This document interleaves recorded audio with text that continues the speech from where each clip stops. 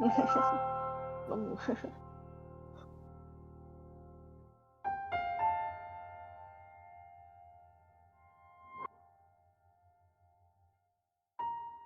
Hello, hello. Testing.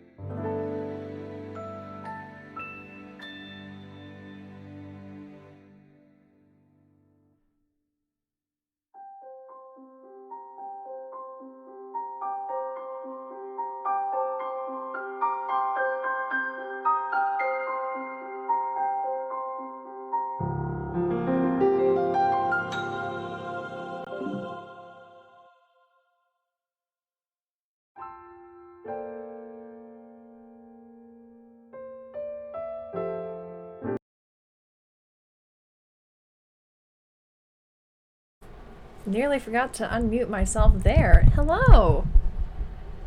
Oh, hello! Oh, Gwen, you're here! Hi! Welcome! And also, hello, Kiri. Welcome, welcome. It is time for another, Legend of Zelda D&D session. Again, this is just a one-shot pre-campaign stuff. Don't mind the hair. It's gonna do whatever it's gonna do. Glad you came, Gwen. It's been a long time since I've talked to you. A lot of life stuff's happened. Yeah, I was really sick for a bit, and fun times happened with that. But yes, today we are going to be doing. I did cut my hair. Yeah, yes, I did. It is no longer super long. Hey, yo, yeah. It's here. I'll take off the hat. It's short. It's short, girl. Yeah. Let me put this back on. If I could find the thing. There it is. Nice. Thank you. But yes, we are here. We are here for another session. And today's session is gonna be a fun one. Because it's gonna be with our Skull Kid of the party. Yeah, we've got a Skull Kid in the party. Cute little guy. He's a cute little guy. Guy, girl, whatever. You just survived the big stick. Oh gosh. Yes, the child, yes. And also don't mind if you see me eating or drinking. I got Taco Bell and I am hungry, so you're just gonna have to deal with seeing me eat for a little bit every now and then. But yes. Taco Bell. Let's go. Yeah, Yoru, welcome, welcome. Glad you can make it. Glad you can make it. Also, thank you. Never mind. Those are old notifications. I was gonna say thank you for the follow, but I already did. Oh well. But yes, we're gonna be doing some fun shenanigans with our little skull kid here today.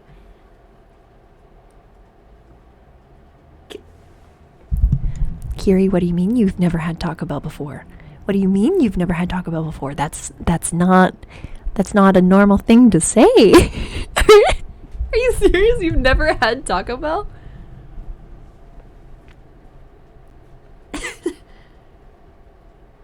You've never had Taco Bell. Wow, I'm so sorry. I mean, it's American Mexican food, and it's just a combination of the same like 6 things in different ways. But I still think it's pretty good. Probably because I am pale. But their freezes, all of their freezes, pretty dang good, so you should get one. And if not, yeah, that makes sense if your family's Mexican so you've never had it. Yeah, that that makes total sense. Yeah. Gotta get the frozen Baja Blast, my guy. It's so good. I'm having the new one that came out, the mango one. Pretty good. Pretty good. I'm enjoying it. Yeah. So that's enough Taco Bell. That's enough of that. So we should probably just get on into it and have y'all meet our little skull kid here. Alright? I will have to once again take off the ears because my headphones will not allow me to wear them with these because my headphones cover the entirety of my ears. And every time I'm gonna take these off, it's gonna be a whole thing. Yeah, RIP for the ears. Welcome, Squirrely Wrath. I hope I pronounced that right. Yeah, every time I take these off and watch myself take them off, it looks weird to me. Because they kind of match my skin tone. Yes, hi. You're joining us just as we are about to start. Give me one moment. I need to blow my nose. I will do this off camera because that's a little, you know? I'll be right back.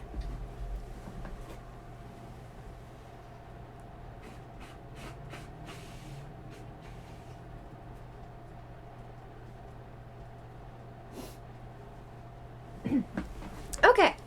Nose blown. Oh, Gwen. You want to know how Honey is? She's doing very good. Recently, for all y'all who don't know, my cat, her name is Honey. She is a little sweetheart, super cute, super soft, the sweetest being, but she has been very, very clingy lately, very attention-seeking, which I am not opposed to, but sometimes she just like yells at my door, even if it's open a crack, and then like trots in, circles around me a few times yelling before finally hopping onto my lap and settling down. Yeah, she also likes to follow me around the house now, which is very cute, very sweet. I love her. But yes, with all that out of the way, let me put my headphones on so I can actually hear some things. Hee. And let me turn that up a little bit. That'll be good. And now we shall move to the other screen here. Wow! Look at that. And now let me undeafen here. All right. Forrest, would you like to introduce yourself to the group? Yes, the bean. The bean. Hello. Yes. Thanks for the follow, Squirrely. Squirrely Wrath. Thank you. Glad you enjoyed my to follow. All hail the bean. Yes. But yes, Forrest, would you like to introduce yourself? Give us a little fun tidbit, whatever. Say what you're doing. Okay. Hello. My name is Forrest, or at least that's what y'all know me by.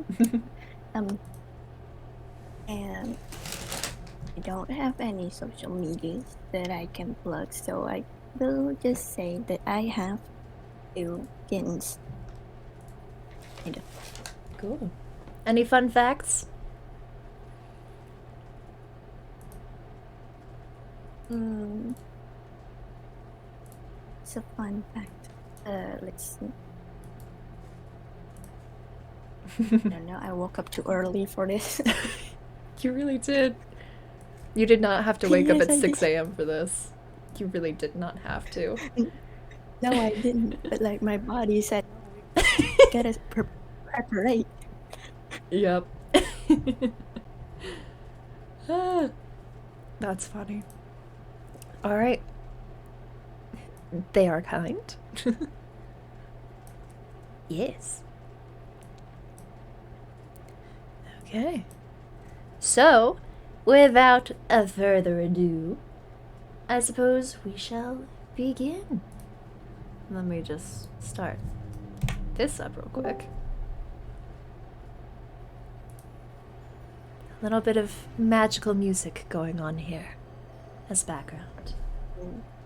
Alright, so Forrest, if you could mute Yes. yourself while I say the pros, we shall get started.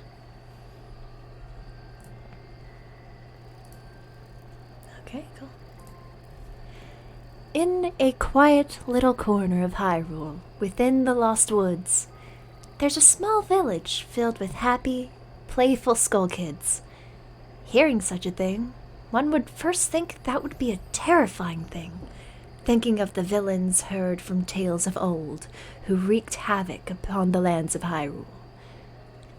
But there is no evil among them, for none of these beings were truly lost to the forest. They all found their way and spend their endless days playing away, using childish games of hide and seek, or tag, or anything they find fun, really.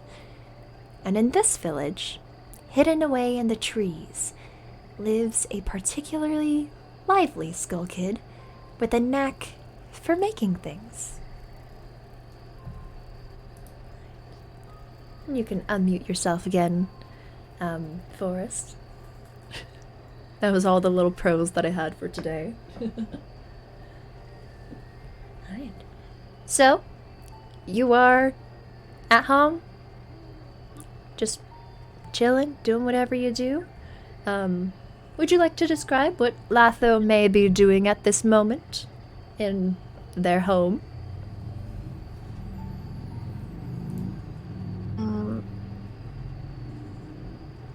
Latho is practicing his flute, Mm-hmm. just playing the music. Just a little fluting away and just do do do do. Are you dancing around Yes. dancing around your little house as you play? What else would one do? So true, so true. Alright. So, as you are practicing your flute, dancing around your little home, you hear a little knock at your door.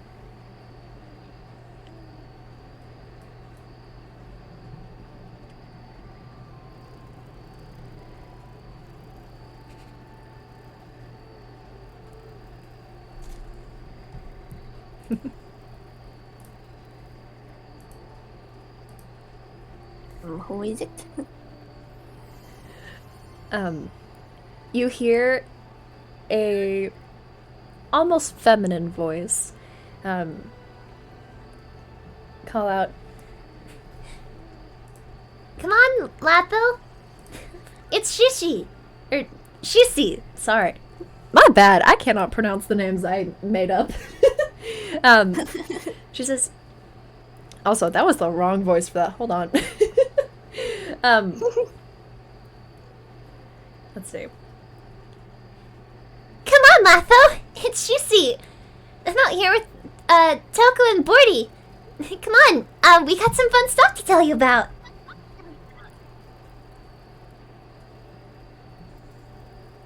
I open the door and be like, "Oh, hello! What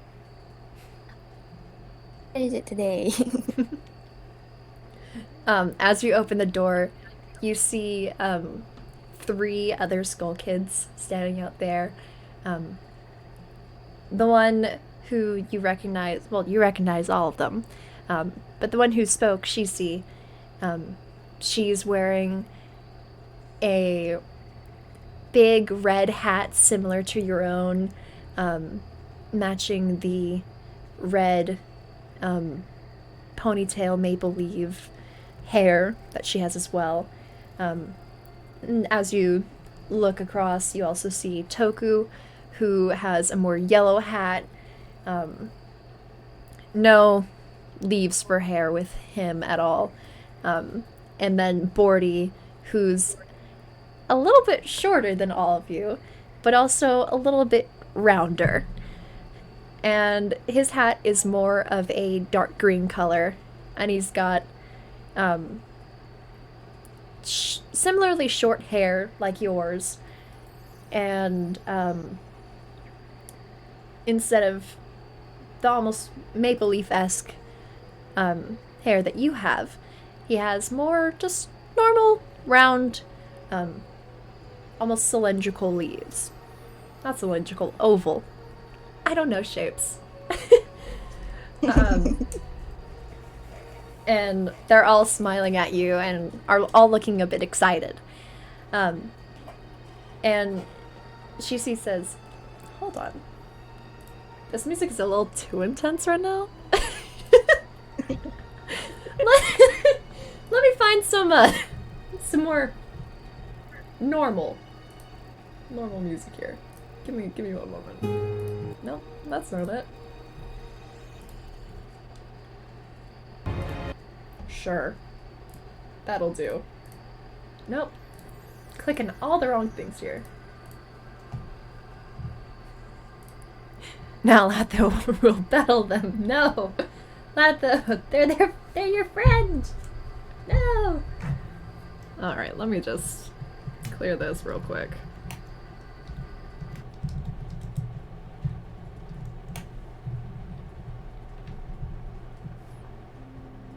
Okay. Just some nice fun things. Alright. So, you looked at them. They're all kind of smiling at you. I've never watched a D&D thing before, but I like the roleplay. Seems like it is very fun. And also, I may not be responding to comments all that often because I am DMing this anyway. So, you look across at them, see how smiling and excited they are, and Shisi says, Latho, we found something super big and super cool out in the forest. Or no, that was Toku, not Shisi. That was a different voice. My brain today, it's just not working. All the voices. All the voices. Ooh. Yes, Toku said that. What is it? Bordy speaks up, and you know Bordy to be a little quieter than the other Skull Kids, but he's still very fun to be around. And he says, "It was this big bug. It was the biggest bug that we've ever seen. It was like the other little bugs that we see around sometimes. And the ones that, you know, kind of explode, we found a big one. Big bug? What?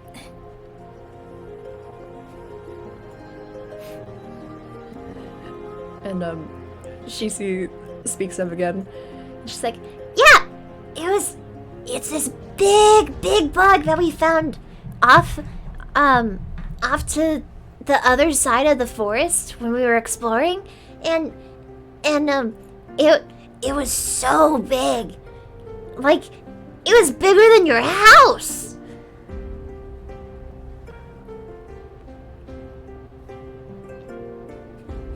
Well, if it's that big, then I just have to see for myself. My god. And like their smiles widen upon hearing you like say that you want to go see it too. And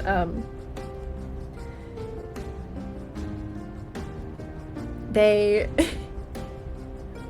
all like eagerly nod, and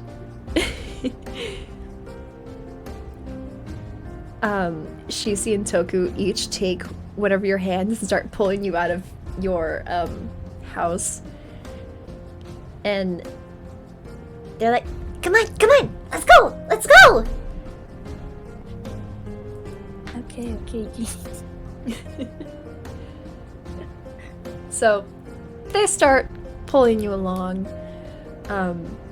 and you guys kind of wind through this little village of yours, passing by other skull kids that you know and are very familiar with along the way, seeing their various woodish features and everything. Passing by their little homes, all sort of built into the trees. And they guide you out of the village and off to the east. And now, let me find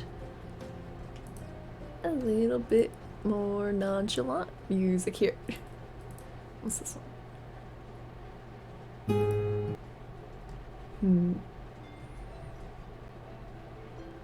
You know what? This one works fine. It works just fine. Don't need to change it. But they guide you out of the village, and once you're in the more just normal village area, or normal forested area, they let go of your hands and start like hopping around, climbing on things as they point you in the direction of everything. And along the way, they're sort of making this idle talk about things. And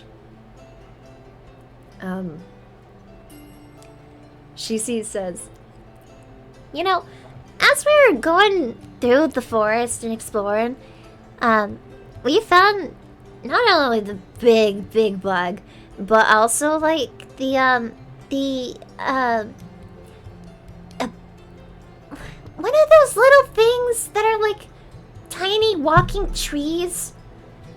Not the ones with like the circle mouths, but the ones that look more like roots and stuff. And Bordy speaks up just a little bit. He's like, I think you're meaning Kokoros? And Shizu lights up and she's like, Yeah, Kokoros. We saw one of those. They said they were looking for someone, but I don't know who.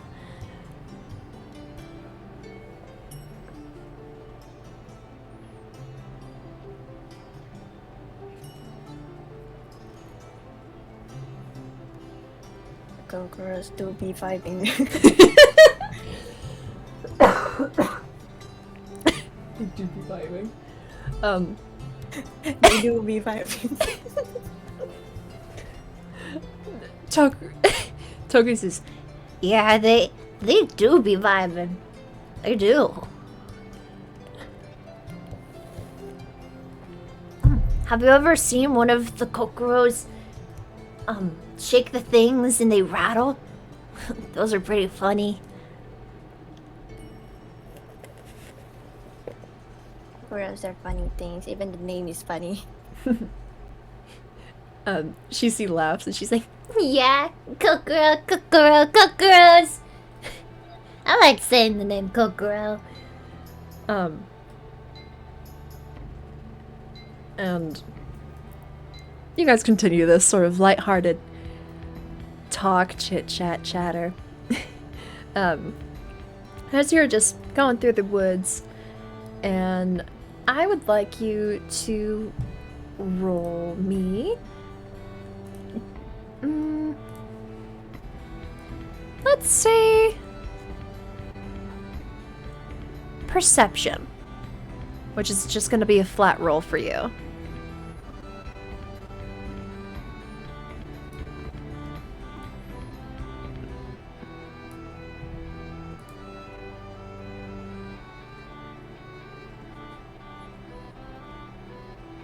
Okay, 13. Cool. So, as you guys are kind of walking along, up ahead, you notice that there's this spot in the grass that looks a little different than normal. And, Shishi is kind of just walking right towards it, not really a care in the world. But you notice this little spot of grass that she's approaching, and it doesn't quite look normal.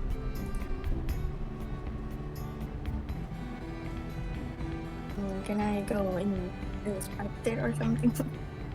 I mean, you can. Are you not gonna tell Shishi about it? Because she's walking towards it, doesn't know about it.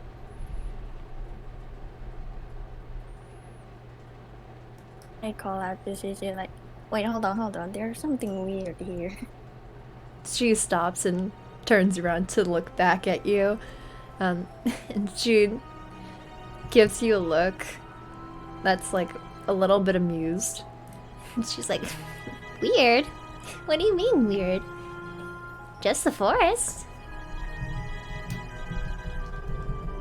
In the grass, just on the grass that's weird.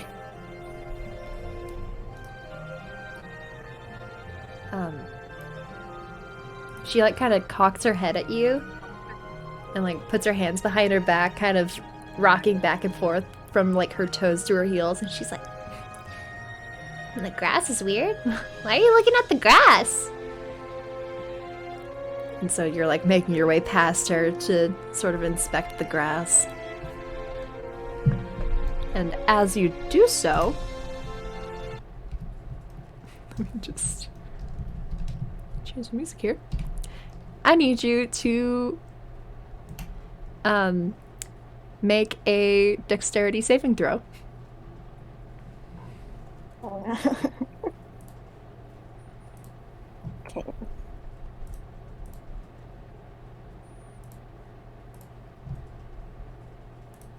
Mine. 8. Hold on. 8.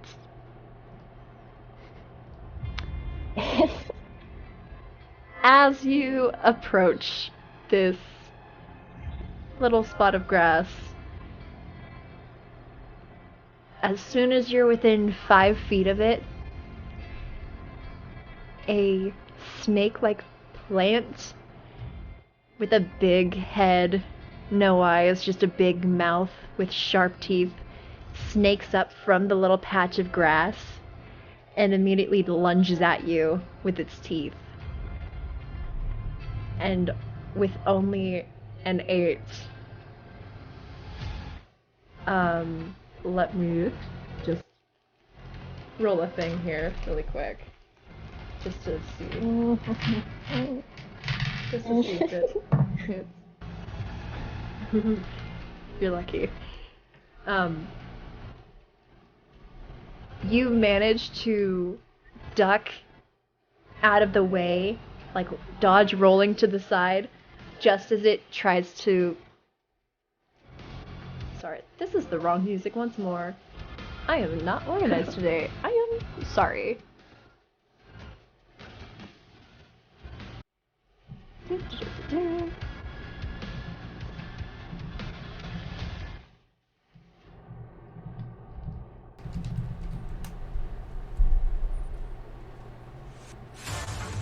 There we go.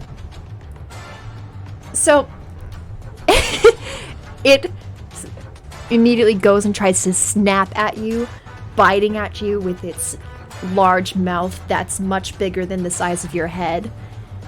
But you just manage to duck and roll out of the way just before it's able to snatch at you. But you can feel the wind brush past your face. It is a Deku Baba, which it can't approach you, but being near it is still dangerous. And so what's gonna happen is you can either fight this thing or try to get around it. But you know that when there's one Deku Baba around, there are several more close by as well.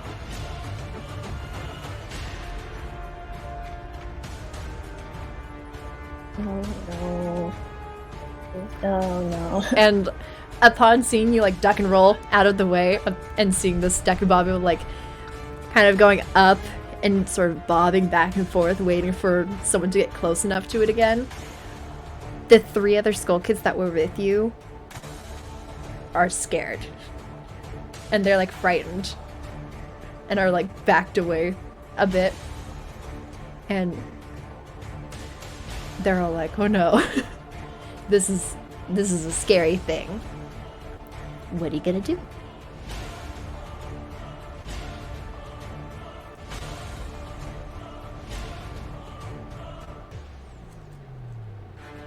The good thing to do here is run, because I'm not gonna fight that. Okay. But as... I need you to make perception checks for me.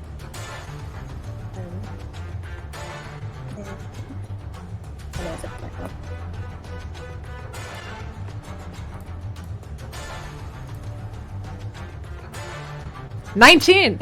Okay, cool! With the 19, as you like turn to run away, you notice several other patches of the same grass that you noticed before. All around you. And all around the other Skull Kids. Well, not all around the other Skull Kids, but in front of the other Skull Kids.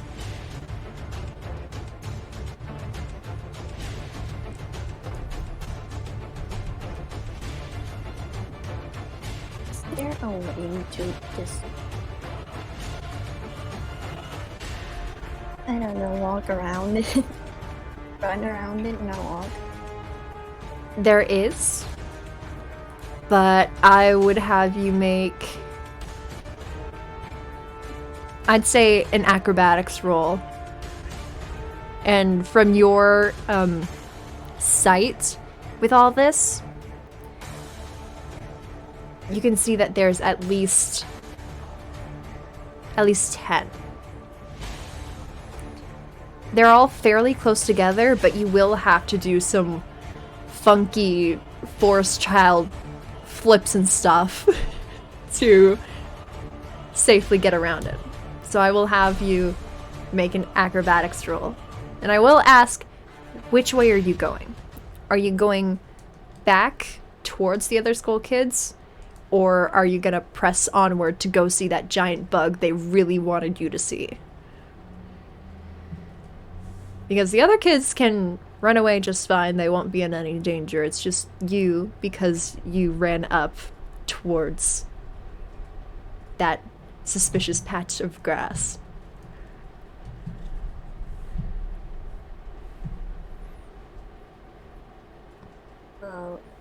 If I know the way to the big bug, I'm just gonna like maybe ask them to stay safe, and I'm going there. I'm going there. I'm not leaving. Okay. So you call out to the other skull kids. And what exactly do you say? I just want to hear it with your words. How you say it with your little funky little forest child speech.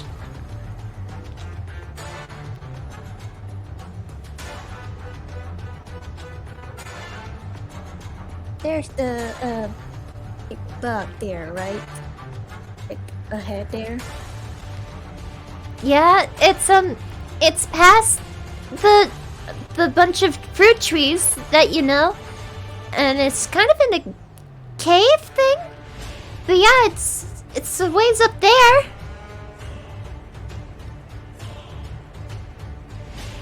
Okay, got it. You guys just stay safe. Don't get hurt, and I'm just gonna go there because I am very interested in that big bug.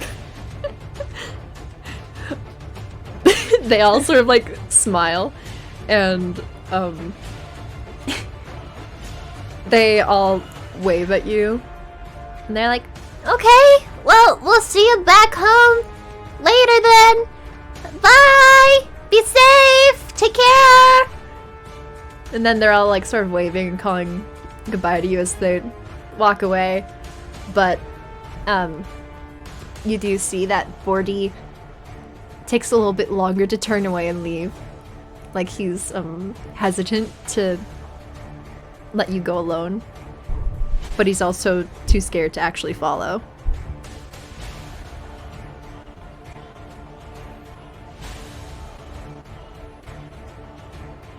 Okay, I'm gonna do some funky things. Oh, be nice. Alright. So Let's go! let's go. Oh! Hey yo! You got a dirty 20 with that. Okay. So, as they all walk back home, you look around, you see all of the different spots of the weird patches of grass that you saw before, and you like sort of just look around, look up at the trees and the stumps and branches and things, and then you just do some really cool acrobatic stuff. Like, you take a leap, you jump right in the middle of all the patches of grass, and before they can even snap at you, like they rise up ready to strike, you like quickly jump up, jump on their heads, and sort of just run across their heads to the other side of the Dekubaba patch. And then you are... Where's my mundane music? And then you are out of that danger, but you can still definitely hear like the hissing of the Dekubaba plants.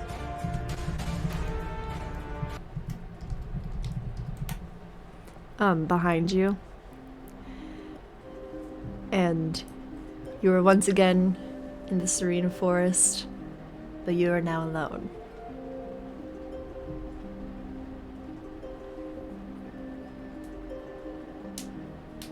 I wanna like look back at the Dekubaba plants and like just wave like, hey. Hope to never see you again. You're gonna have to go past them again on your way back, you know this, right? Now I know. But yes, Latho says that, waves at them. The Dekubaba nearest to you hisses, and you can see they all like sort of like watch you for a moment, just like bobbing their little heads before sinking back into the ground. You just see the bare forest path with all of the little patches of grass once more. Now you are left to press on ahead.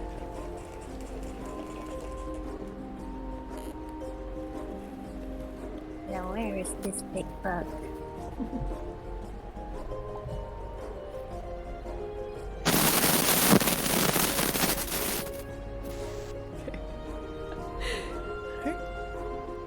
So you're just walking through the forest, walking in the direction Shisi pointed you towards. And you're just kind of do going along. And soon enough, you reach the patch of fruit trees that she mentioned before. And as you look up at all of them, look around, they're all of these weird, different kinds of fruit.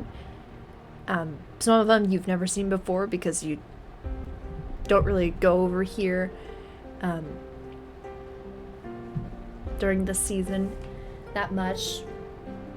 You like to explore new places of the forest that you haven't seen. And as you're walking along, looking up at these different fruit trees and everything, I would like you to make a perception check for me. I'm having you roll a lot of perception today.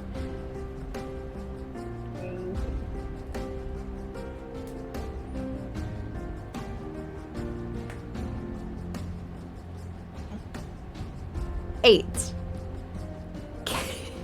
Okay. So you're just looking around. You see some pretty fruit, some ugly fruit, some sneaky fruit. Just all different kinds of fruit. And in one tree, you even see like a few fruit with like nuts hanging from them. And it's like, oh, weird. What you don't notice though, is as you're walking along, there's this buzzing sound. And I would like you to, let's see. Let me see here.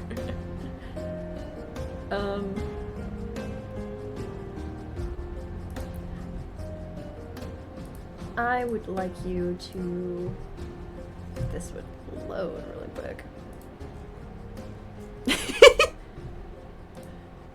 Yes, when I laugh under my breath, you are in danger.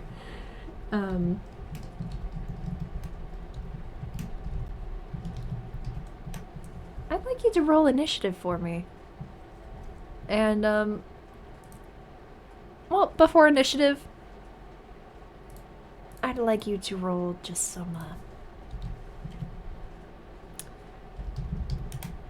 good old dexterity saving throw. Oh no. Okay.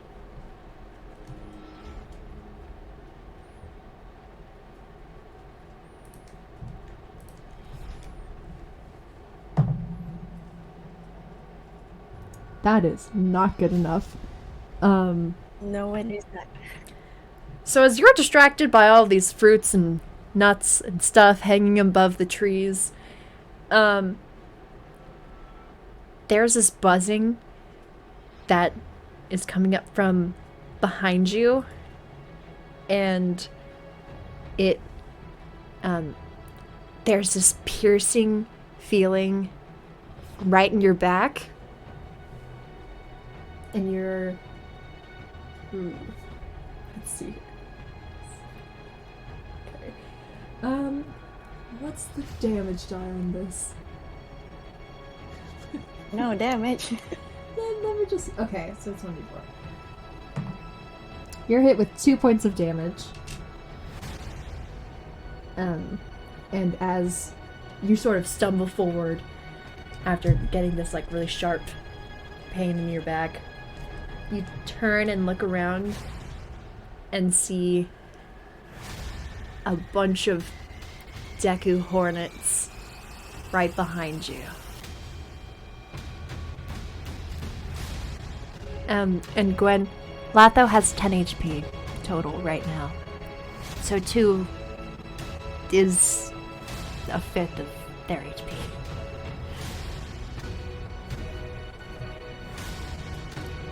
And that the nature would be kinder to people that live in it.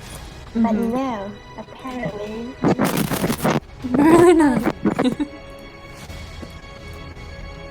Alright. So you're hit with 2 points of damage. You see a swarm of Deku Hornets. And now you may roll initiative.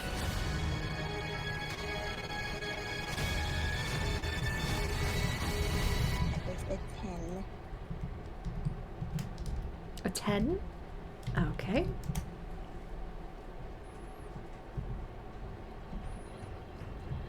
So, with that 10, let me see here. Okay. You are first in the initiative order. So what are you gonna do? By swarm? I mean at least 5. Luckily you know that these Deku Hornets aren't very tough at all. It only takes like 1 hit to kill them. But there's 5 of them against 1 of you. What are you gonna do? Oh, hello, Blue. Welcome. Is there any rocks or fruits on the floor? Can you? I'm sorry, could you repeat that? Rocks or fruits on the floor, on the ground. As you look around, there are some fruit around on the ground for you, as well as rocks and pebbles and things like that. I grab a rock, load it in the blowgun, and then shift. Okay, roll to hit for me.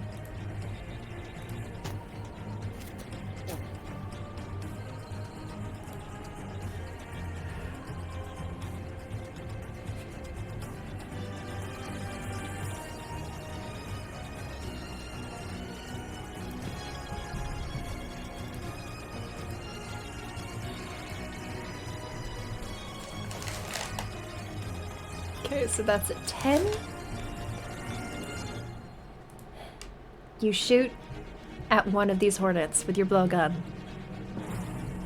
But it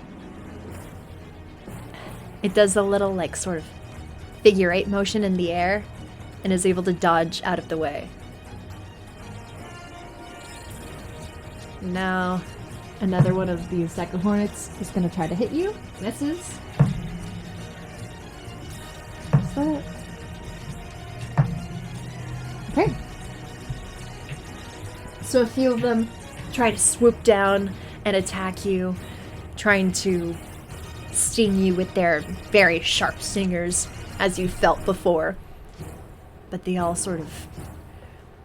Now that you've turned around and are seeing them coming at you, you're able to properly dodge out of the way, like doing your tuck and rolls that you did with those Deku Babas before, and you are fine right now. It is now your turn once more. Okay. I'm gonna do the same thing again because surely they won't see that coming. Okay. 4. Oh my god. Oh my god. Alright. So after like Everyone seeing them is all violent. after seeing them like swoop down at you one after another and like sort of ducking, rolling out of the way, you're scrambling for a rock. You manage to like get a pebble loaded into your blowgun, and this time you're just like shooting out of like wild panic. You shoot and it just sort of flies right past a hornet, and it's now their turn once more. Miss. Miss. Miss. Miss. Miss. Woo! Once more. They all dive at you, trying to get you once more. Just swooping down, trying to get at you once you like dodge out of the way, but no, you just keep rolling. And now it's your turn once more.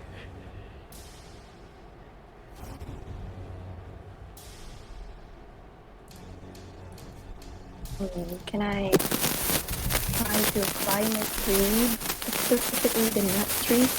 I'm sorry. Ooh, your mic is spicy right now. Okay, could you repeat what you said? My god. Okay. Could you repeat what you said? I did not hear you. There you go. Okay. I wanna try to climb the nut tree and just attack from there. Grab a nut tree. Okay. Okay, roll acrobatics for me.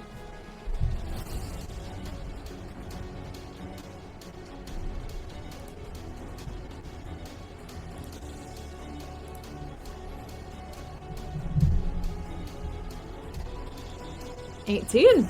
Wow, your rolls are great when it comes to acrobatics. Okay.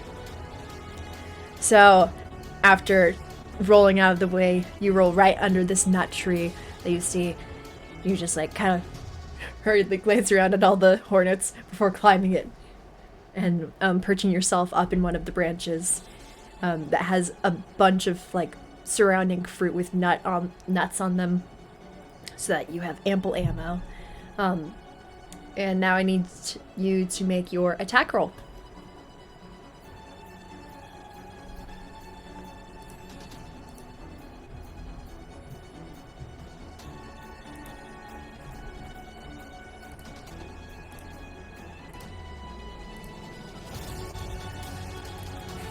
Another 10. Latho! So you, after perching yourself up in that branch, you grab a nut from one of the fruit. The fruit falls to the ground, but you hold on to the nut. You load it back into the blow dart gun, and it's a little harder to see them with the leaves sort of like rustling around in the wind. And you shoot, and you miss once more. Now it is the hornet's turn once more. Miss. Okay. Miss. Miss. Okay.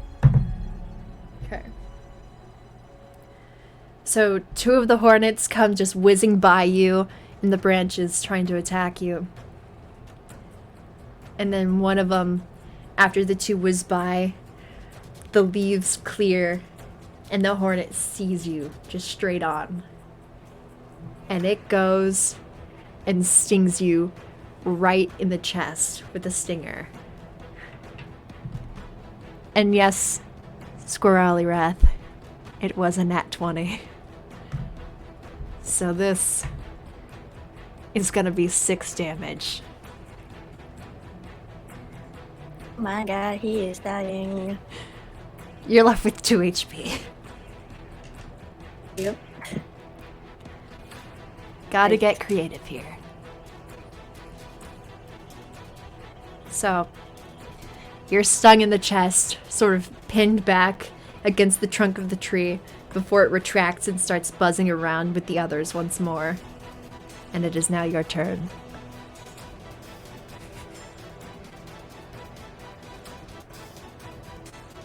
Oh my god. What can I do with 2 HP?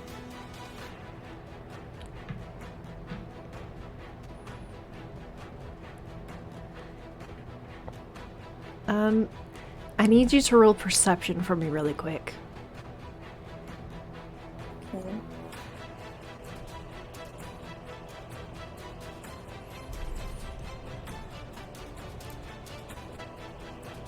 Nine. Okay, you're gonna have advantage on this one because you are in the trees for what I'm thinking of, so roll again.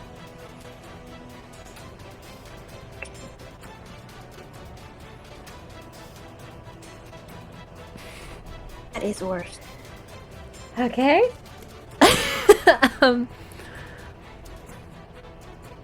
Even though it's not your best stat, I need you to roll nature for me. To the folks at home, Latho's got a -2 in nature, despite being a forest child. I would think he would be great at that.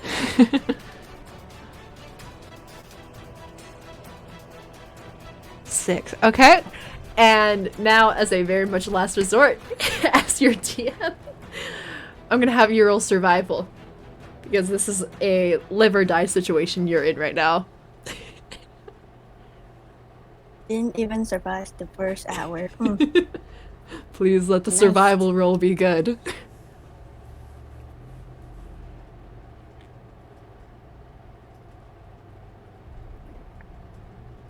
$13, that's good enough. Okay. Finally. So, yes, this is not an animal, though. There's no animal.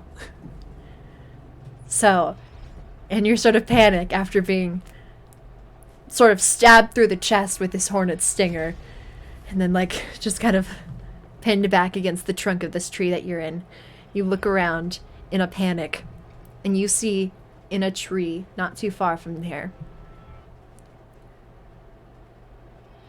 what you've seen the other Skull Kids know, or you've seen the other Skull Kids play with these things before.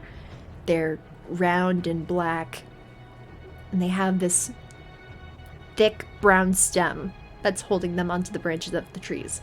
And you've seen the other Skull Kids play with those, and you know that they explode. And you know that that is the only thing that may save you in this situation. This is a live or die. You see that. What do you do? Load it up. Yeah. Explosive, baby. Yeah. So, first you gotta reach the tree. So I'm gonna need you to roll some acrobatics for me. You've been rolling good on acrobatics. Please let it not stop here. Yes, please. Please. Hold on. What is that?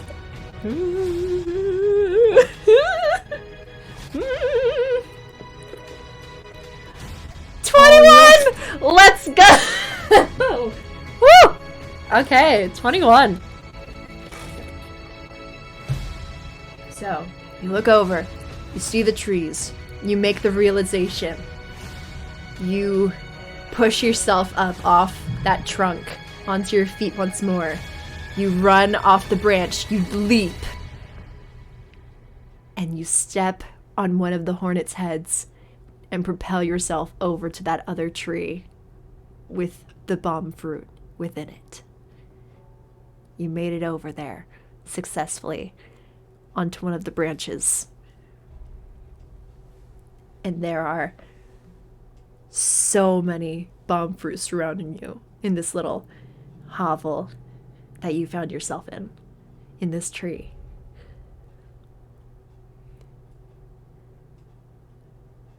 And now you can use your action.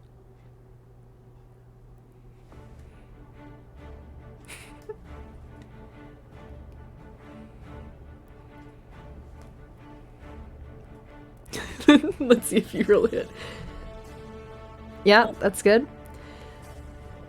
So, you pick one of these bomb fruits off of the tree, with the stem still attached.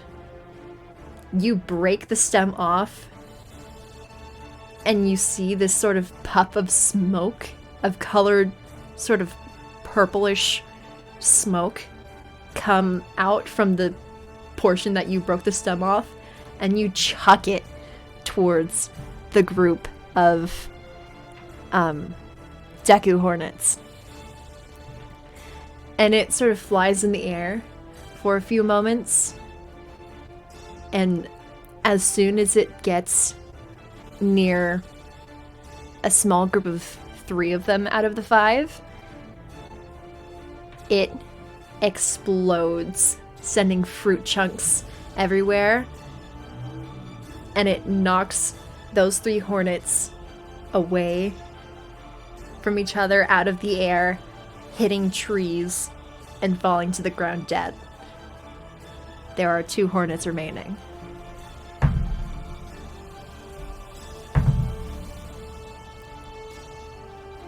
They both try to swoop at you again, but they're more wary of this bomb fruit tree that you're sitting in right now. And so they don't quite go into the leaves far enough to actually sting you. And now it's your turn once more.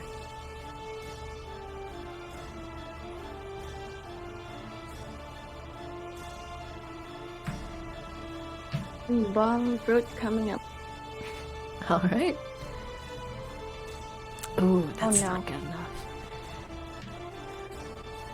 So, seeing as how you knocked the other 3 hornets away and like they're dead now and you're only left with 2, you get a little overconfident. You're like, yeah, I can do this. So you like grab one, but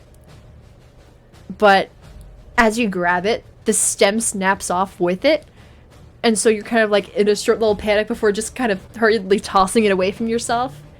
But the blast radius does not quite reach the other 2 hornets. And they are going to attack once more. They're still wary of this bomb fruit tree that has bomb fruits just being chucked out of it. So they're like sort of hovering around, not quite going far enough to reach you. Your turn once more.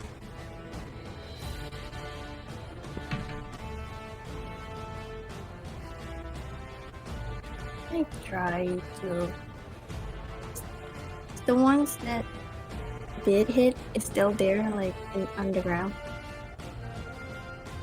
Yes, but they're dead. 3 of them are dead. Only 2 are still alive and flying. I use them instead.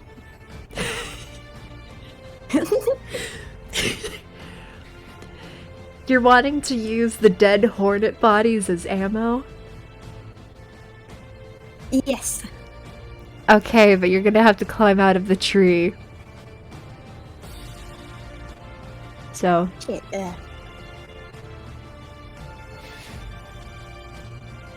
know what? I will try it anyways. you're gonna try it? Okay, so I need you to make an acrobatics check just to safely get out of the tree.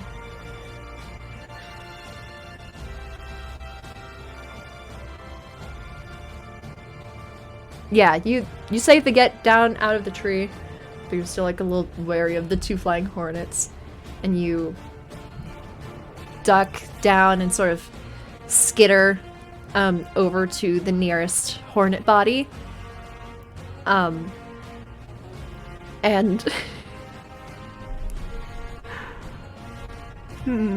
let me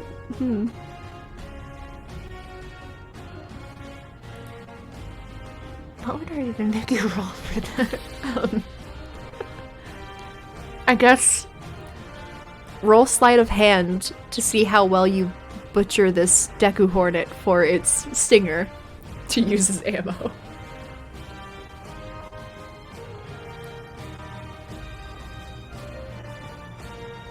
Boy.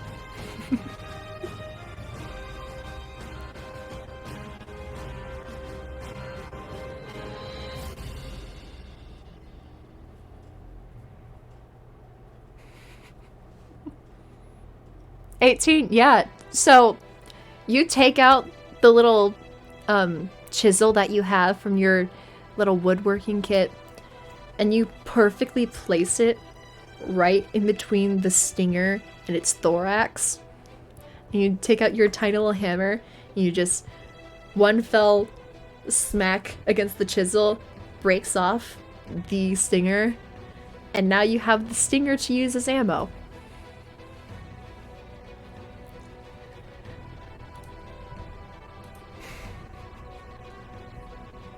This is called fighting fire with fire. Yeah, that really is. Or stinger. Hey, let's go. 19. Okay. Are you just aiming for one, or are you lining up your shot to hit both of them?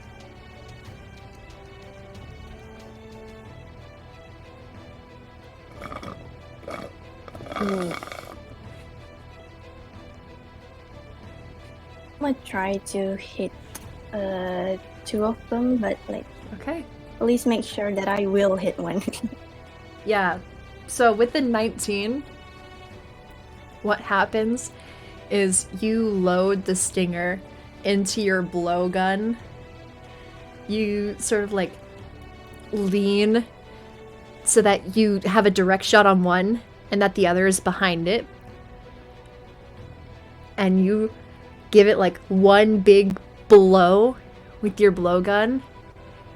It flies. The stinger flies through the air, pierces the thorax of the first hornet, and on the downfall, it pierces the second one and pins them both into a tree. And with this, you are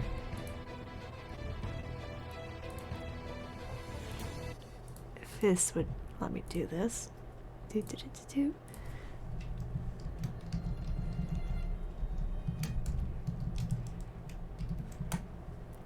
You are out of danger once more, and you are in the forest. Still dying though. You still have 2 HP, but now you're safe and you can actually rest and recuperate that. And there's a bunch of fruit trees around, so you could eat them. Pick one and eat it. Yeah, let's do that. Let's not die. Yeah. Also, this music is too inspiring right now. It's supposed to be mundane. This is my mundane playlist. What do you mean? Stop it. This fruit is so inspiring. I mean, it was amazing that you did this. But let me just change Yes, this, because this is not the vibe right now. It's the victory music. Victory music, as you're like, after like shooting it, you sort of like tumble back down to sit, lean against a tree, and you're like, yes, I did it. I beat them.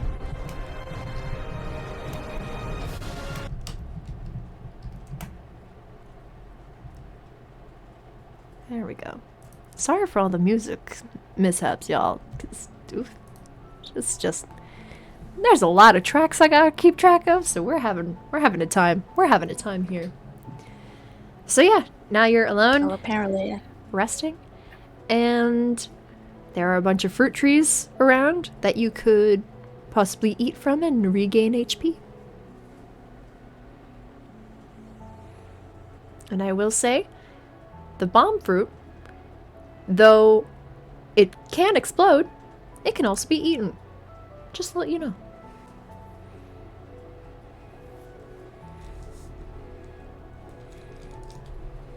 imagine the bomb fruit is spicy.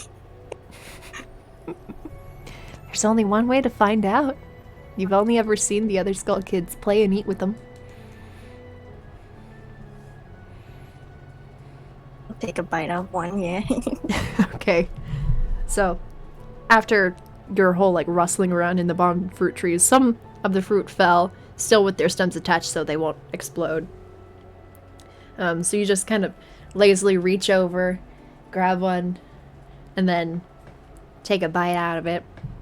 And as you're chewing, it sort of almost pops in your mouth, and it's giving you a similar experience to like Pop Rocks. But it is a little bit spicy. Not a lot, just a little bit. But it's like a pleasant kind of thing. So you just got like a Pop Rock poppin' fruit with a little spice in your mouth right now. Yes, the spicy fruit.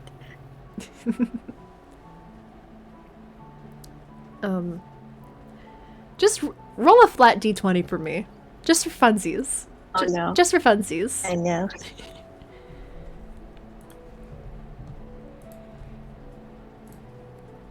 8.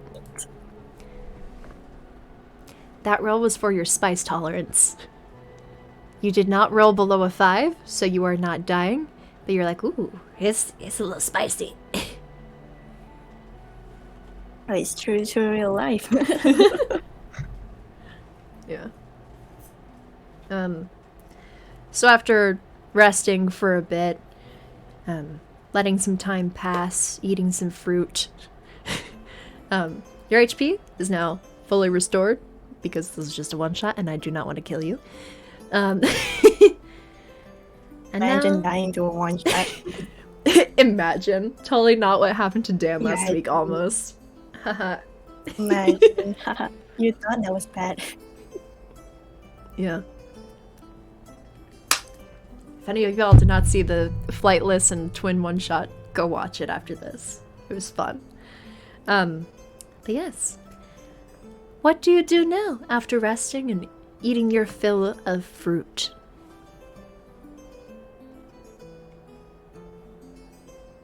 Onward with the quest to search Big Bug. All right. Excuse me. Ooh. So, you, well, as you go onwards towards Big Bug, do you load up on any ammo?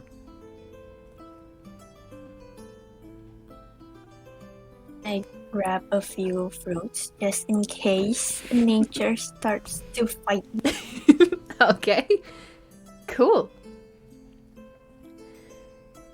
So, you grab a few fruits, kind of tuck them away into your little pouch there. And I'm just gonna say it's a variety of the bomb fruits and the fruits with the nuts, just so you can have a little snack later, even if you use the nuts as ammo. And you start walking through the forest once more, walking through the big, wide acre of fruit trees and everything. And you're just kind of walking along, having some fun. I imagine you're keeping an eye out on your surroundings, given all of that's happened to you before, correct? Yes. Okay, cool. Great. So, there. Cool.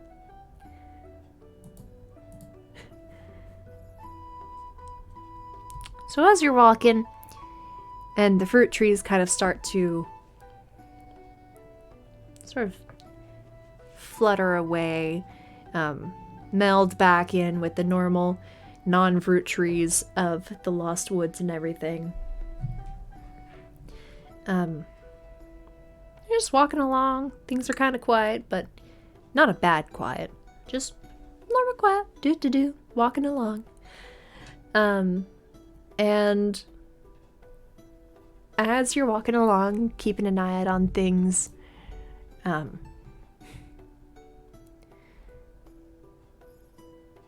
need you to roll a perception for me real quick.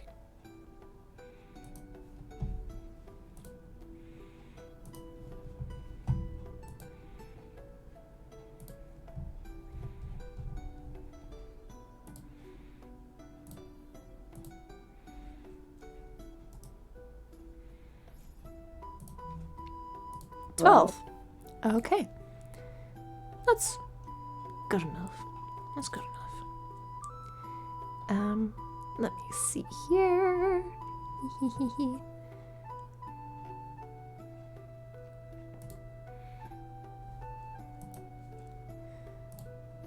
So, as you're walking along, looking around, you see ahead of you in this path a large patch of grass. That's all I'm gonna say.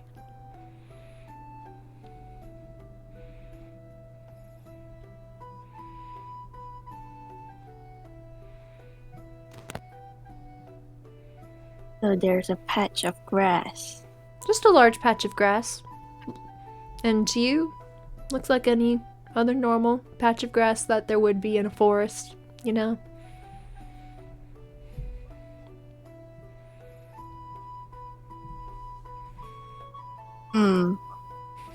Sus.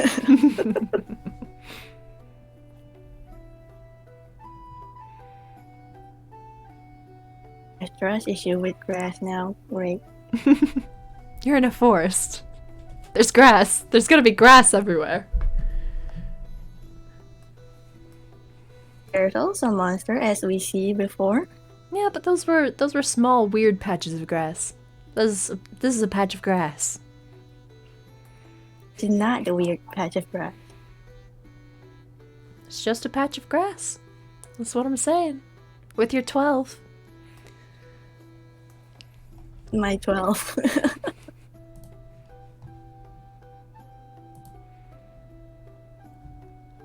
Okay, I just ignore those and why not? It's not learn anything from before. Okay, so you're just gonna walk right through the patch of grass.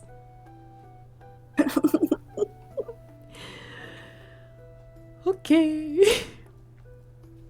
So, I need you to make a dexterity saving throw.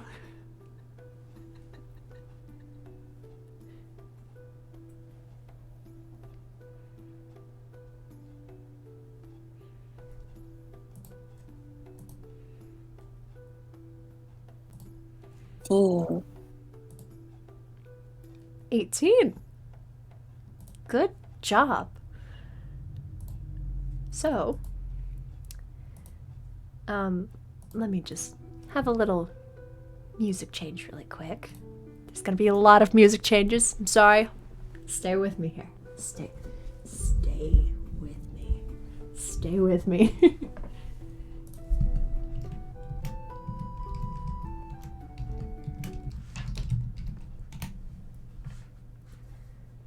Alright. So, as you just walk through this big patch of grass, as you get close to the center here, there's a serpent-like thing that comes up once more, but it's bigger, and it's red. Let me just roll a thing.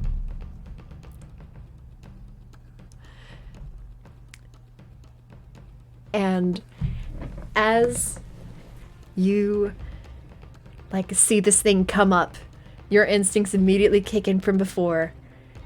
It's not a snake, it's the same big plant monster grab things from before, just bigger and red. It snakes up, your instincts kick in, you start to roll dodge to the side, but it swoops in and just barely catches a piece of your arm as you roll away. And you're gonna take just 1 point of damage. What did I still got damage from that? Yeah. Rolled an 8. You rolled an 18, What the but this heck? thing rolled a 19. That is. At least not nat 20, I guess. Yeah. So this thing is big. It's bouncing around. It's got teeth and this long, slimy tongue that's out like it's salivating as it's looking at you.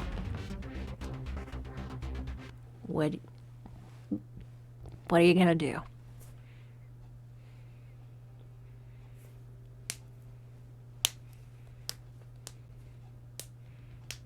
What is it doing again? It's just sort of like doing that same thing that the Deku Babas did before. This is a Baba serpent. Just doing that little bouncing thing, looking at you, salivating.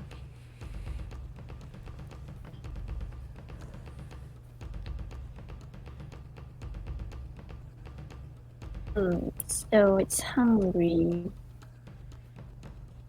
Food. It is a plant, I will tell you.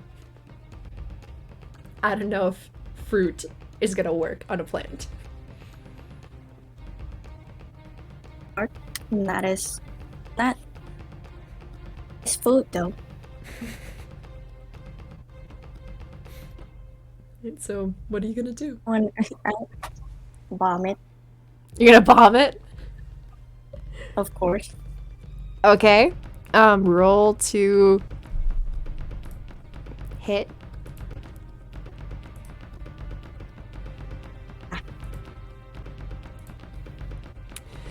That's not It's a enough. 5. A 5 is not enough. So, No, it is not. after you roll, you like sort of scramble for your bag, take a bomb fruit out, snap the stem off it, and try to toss it over at it. But it just kind of slinks away to the other side. And yeah, it just completely avoids the bomb fruit. And now it's gonna try to make another swipe at you.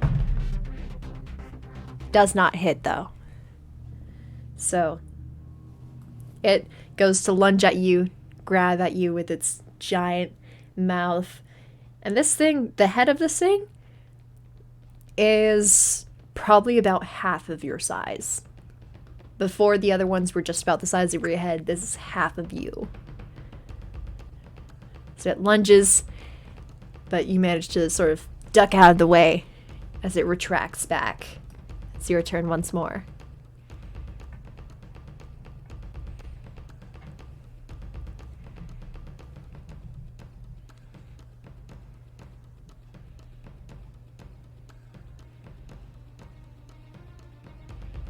Is there a way to just distract it and then run? You can try. I would need you to do depending on what you wanted. How were you gonna distract it?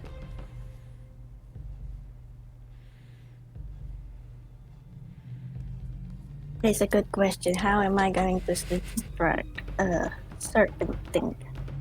What serpent thing?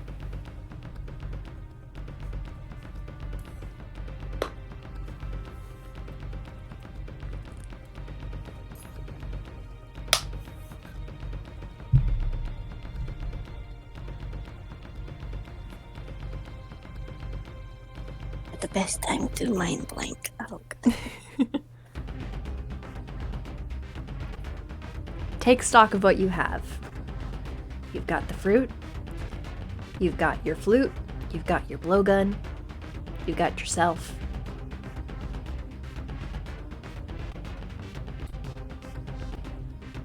Can I try to like do the thing the thing where people tame like snakes, with the flute? Okay, you wanna snake charm this Baba serpent? Yes. Okay. I'm not sure it's gonna work, but let's try. Okay. So since you chose that route, I'm not gonna do animal handling because it's not technically an animal.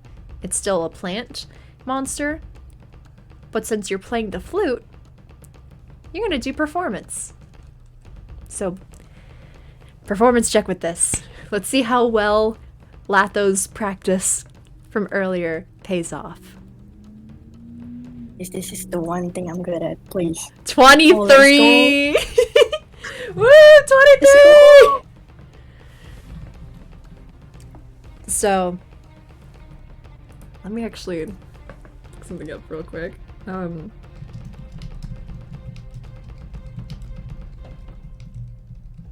on, you're right. Okay. Okay. Let me look at this real quick.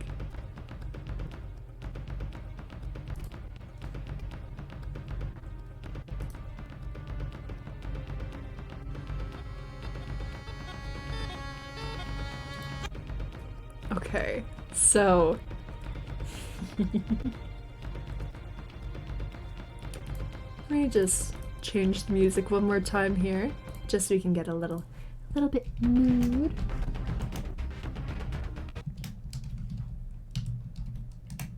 You take out your flute.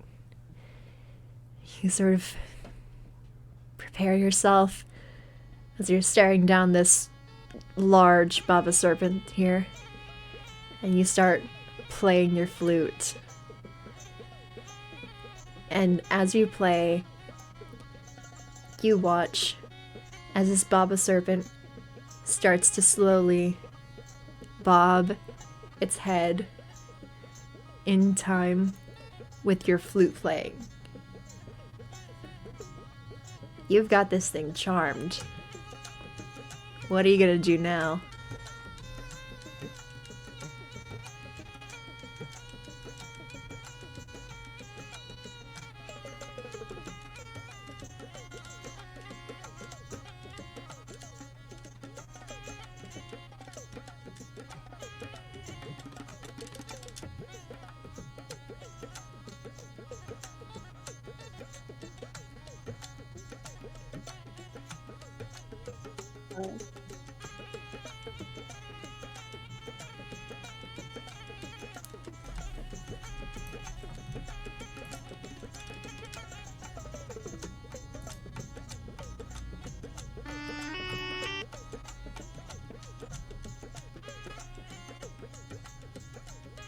You got it charmed. What are you gonna do?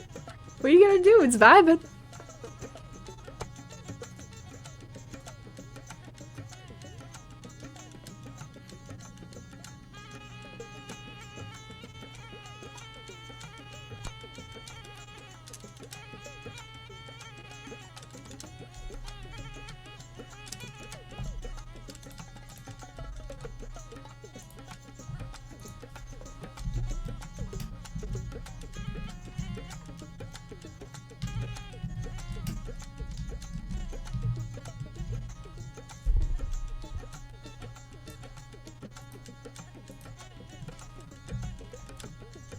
Oh.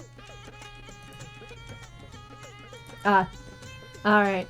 Well, I suppose we can take a short break right here because Forrest got some things going on their end right now. So let me just pause the music real quick.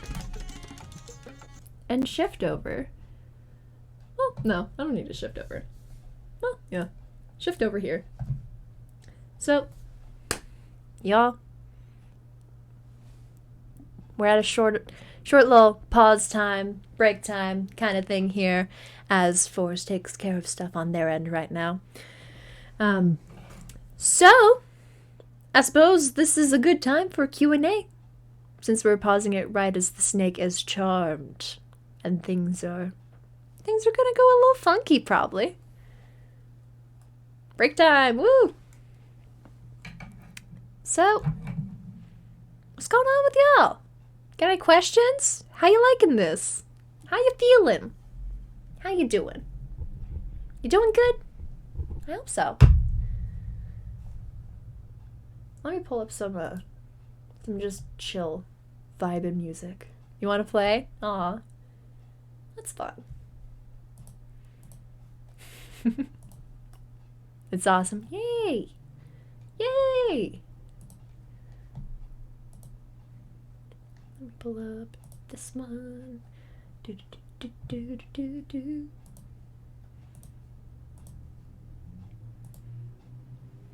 do. I agreed, but the Ditas. Ditas? What are Ditas? I do not know what this is.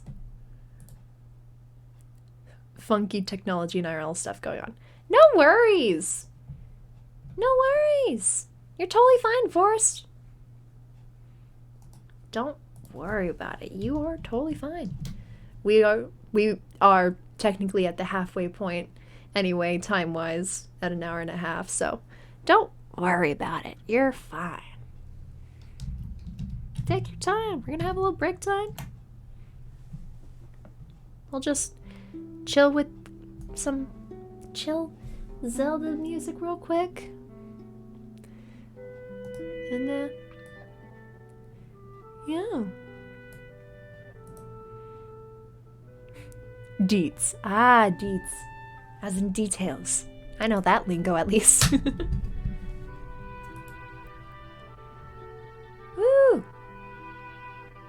Yes, just normal Zelda vibes. Here we going. And the chill time. I'm actually gonna take off this because this ear is kind of getting a little too squished. Too squished. Yes. How do I put these together? Lots of time and brain power. It also helps to have other people to bounce actual ideas off of, really. You just kind of have an idea you want to go with. It can be as general as you want. And you just sort of slowly narrow it down, interweave character stories within it. This one just wanted a funky, fresh Skull Kid goes off to see a big bomb bug. And this is what's happened so far. You want to try a Skyrim one? I mean, knowing D&D, there's probably a Skyrim something out there. Oh jeez, my ear was getting red. I'll leave that off. There's probably a Skyrim one out there somewhere. Skyrim homebrew. Yeah. Oh, I had to show you guys the fun, funky, giant D20s that I have to decide people's fates. So, this is like a normal D20 size, right? About the size of an eye, if anything. Just fun, funky things. And then these are my dies of fate. Big boys. Big boys. And these ones are fun because I don't know if the camera will focus them. They're essentially little snow globes. How fun, right? Liquid core dice. They're pretty. They decide my people's fates. Dan was lucky last time. He could have died. They are pretty, right? I made sure to get, like, clear so I could actually see, like, the swirling liquid and glitter inside. They're so fun. Yeah, Dan could have died as flightless. He was dangling off a bridge at some point. He was falling at some point. If y'all want to know what happened, you should go watch the other stream. One day you'll make a D&D character. You should! They're fun!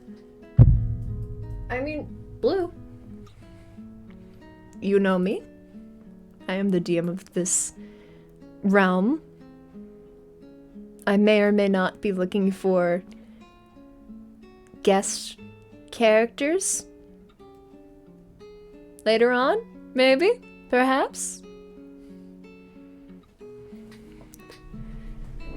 Yes, I'm not an expert. I am not an expert in D&D. I'm still very much a baby DM and player, 100%.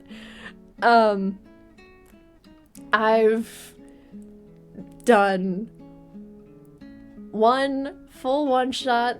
I've done several other small one-shot / campaigns with that same character.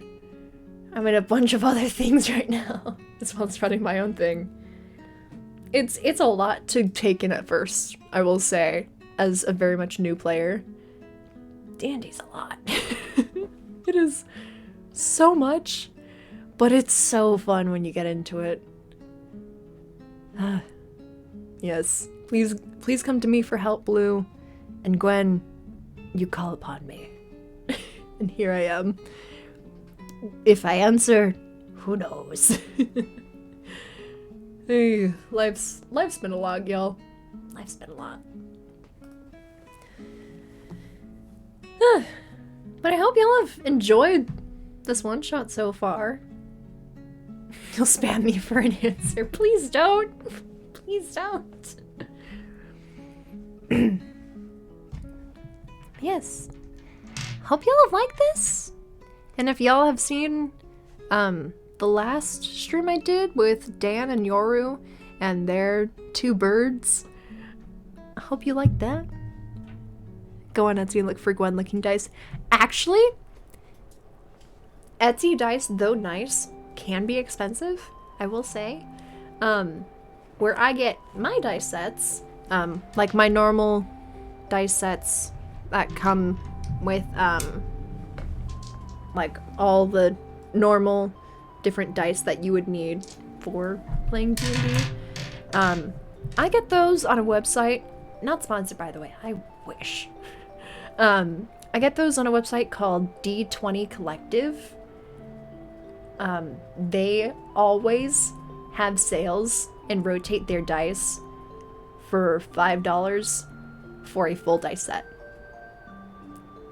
And I believe they're all like resin too. So they're sturdy, normal dice. But like you get a full dice for $5. And seeing a lot of other dice sites, that's really cheap. And their dice are nice. I've got so many.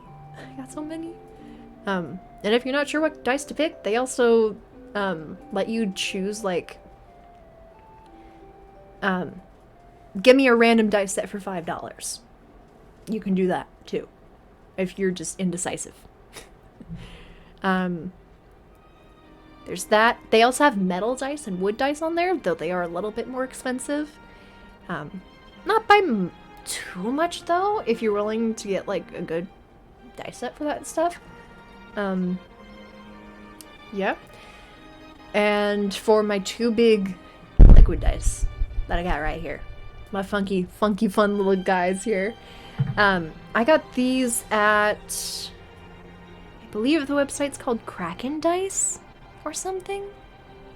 If you just look up Kraken Dice, you'll probably see it with like a Kraken logo like that. Right? I know it's like glaring and everything, but like that. They've also got full dice sets as well as like little flip coin stuff, I believe too. But that's where I got my big liquid dice. That's fun. You've seen some neat ones where they're shaped differently. What do you mean by shaped differently? Like, do you mean like little triangle ones, the normal 6-sided die ones, like that shaped differently, or different shapes like cylinders? I mean, I have seen like the cylindrical ones before too. I don't know where to get those. I haven't really looked too much. Whew.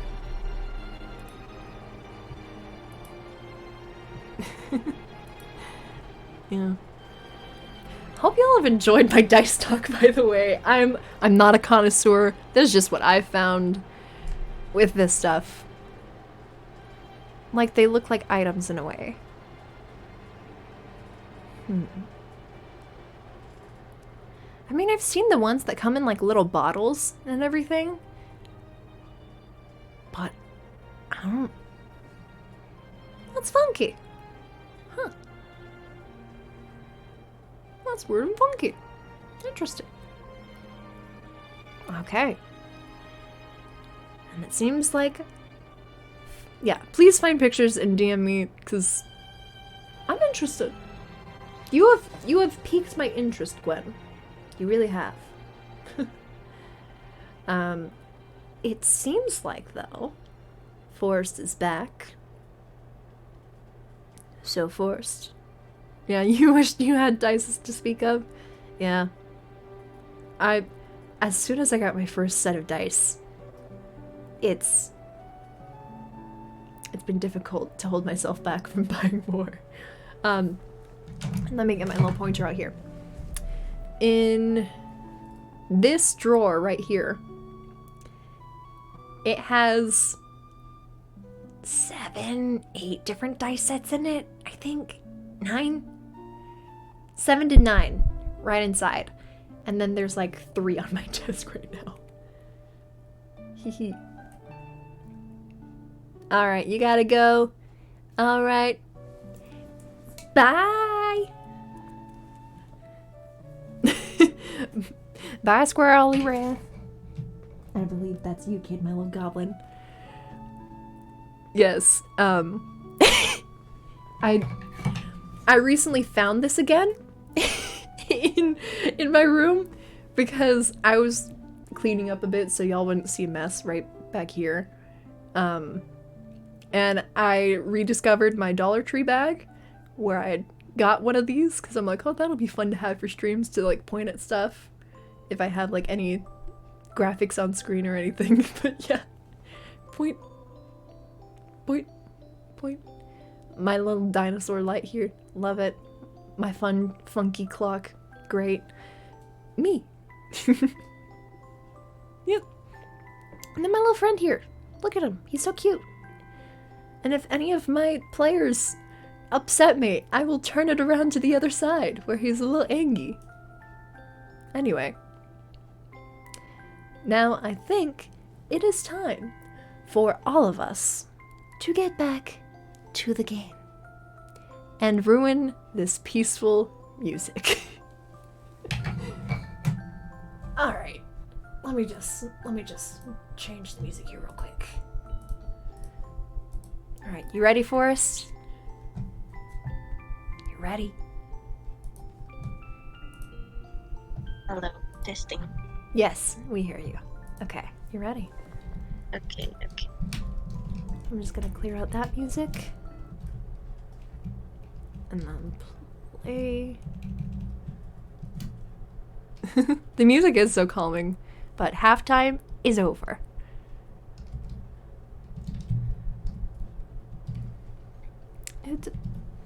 Did you not copy the thing? I swear, the music's giving me the hardest time today, y'all. I'm sorry. I don't know what that was. Anyway, I will switch it back to the screen. Here we are, back with Latho and everything. And now, back into it. So, let me raise that up a little bit more. Latho. The mic less spicy.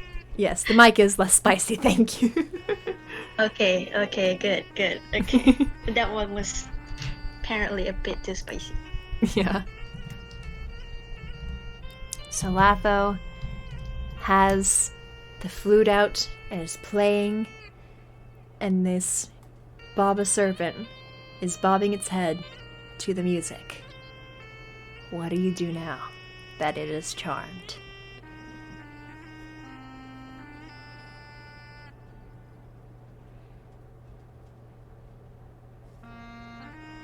I try to, make friends with it. Maybe have him follow me everywhere and, not have to fight anymore.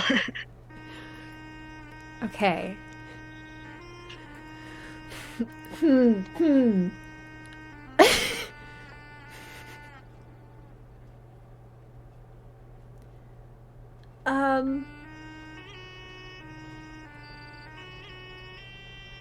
If you want to make friends with it, I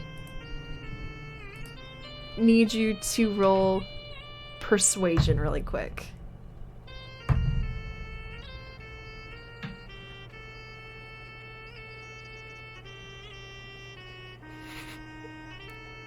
Oh, bye, Kiri! Have fun doing whatever you're gonna do! But yes, I need you to roll persuasion. Oh my god. Nat 1! You got a nat 1! Oh my god.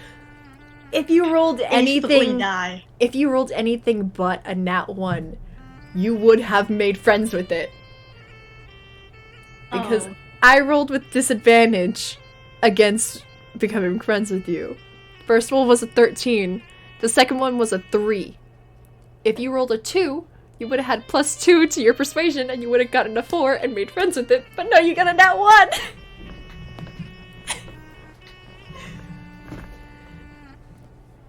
Okay, let me The world has a different plan. The world really does have a different plan. Okay, let's bring this back up one more time. So you're playing, and you're approaching it, kind of sticking your hand out, sticking one of your hands out so you can like play along with one hand, because you've practiced this. You're proficient with your flute. You're playing it like crazy. I don't know what that sound was. It sounded like a gun. But you're playing this flute like crazy. And you're slowly approaching it. You stick one hand out to place on the Deku Baba's head. Or Deku's Baba Serpent. Sorry. Forgot the name really quick.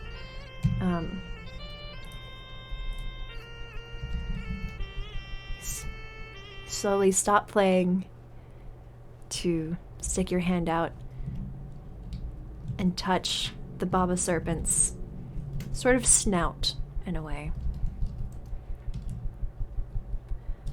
That as soon as your fingers touch,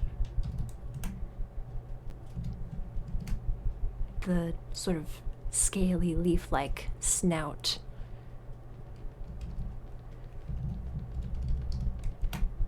the sort of trance that it was in breaks, and it reels back its lips, opening its mouth wide, snarling at you. And it goes to bite you, and I need you to make a dexterity saving throw. Could have been a wholesome moment now. It really could have been. Whew. Whew, boy. Okay. 15. You see this thing snarl, and you're like, oh no. And you do the duck and roll to get out of the way once more. And it is hostile, and it can no longer be charmed by you. What are you gonna do now? Oh crap, you know I had a plan. Now I don't. That's what happens. I'm sorry. That's what happened with your rolls. You got a nat 1! Nat 1! Literally, I just needed anything else. Mm-hmm.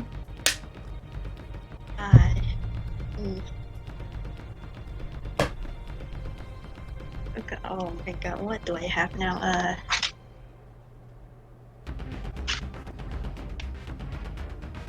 Sheesh.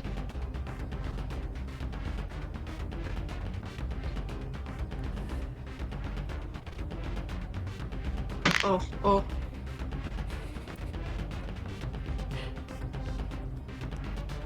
Wait, I have a hatchet? Hmm? I have a hatchet? I don't think you have a hatchet. The carpenter's too. Okay, if I don't, Yeah. okay. Well, remember we switched it out for woodworker so that you could make ammo? Yeah, we did. Yeah, I'm sorry.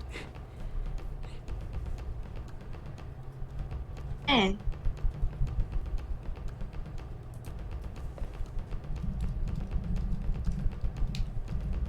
I'll try to attack, I guess, with whatever I have right now. Okay. Let me just see something really quick, just to see your... What woodworker tools have? What do you... I don't want the odds.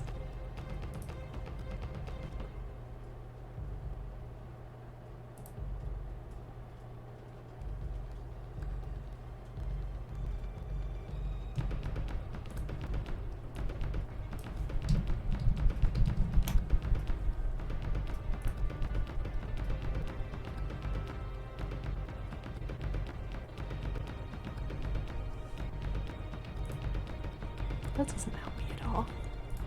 Give me what you have.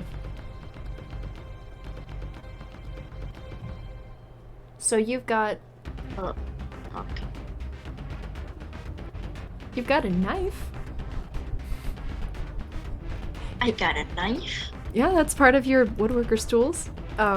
You've got a knife, you've got your blowgun, and you've got the nuts from the fruit that you picked from before as ammo for your blowgun. I have like one knife. Yep, one knife. Like, okay. Luckily, you are proficient in it because it is a simple weapon.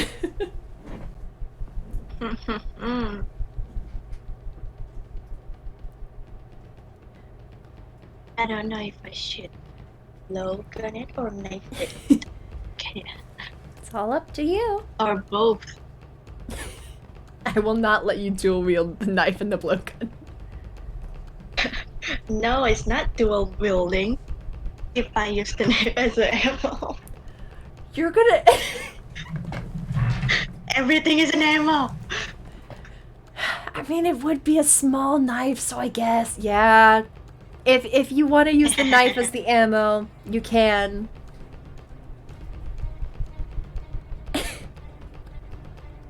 So are you gonna load the knife into the blowgun?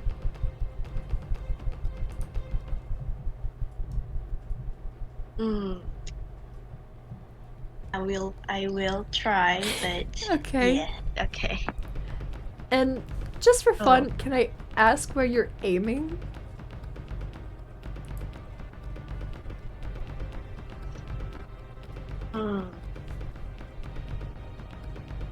Snout. The snout? Okay. Yes, the snout has rejected me and now it shall feel wrath. You tried to boop the snoot, but then the serpent said nah. Nah, Okay. no boop, no boop. Rolled a hit.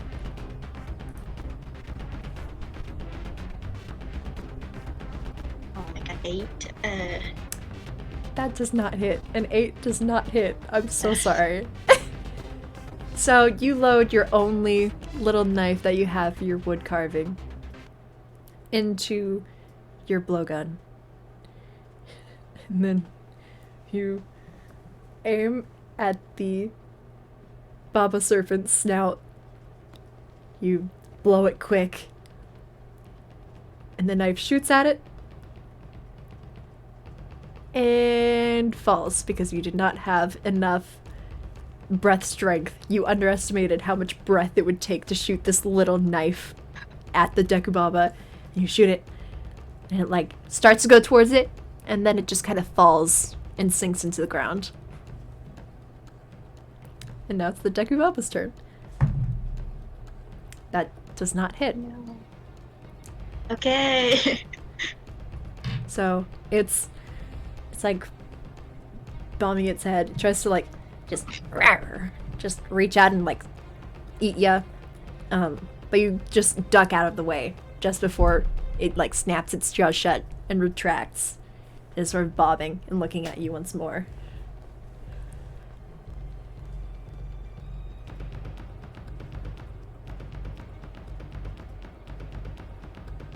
What do you do?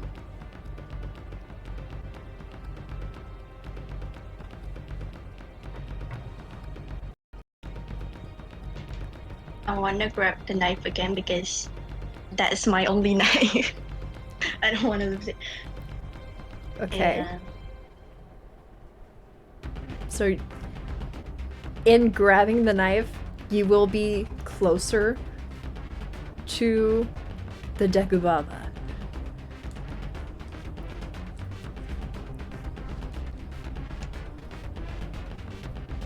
that's how it is, I guess. Yep. So you grab the knife. Then what?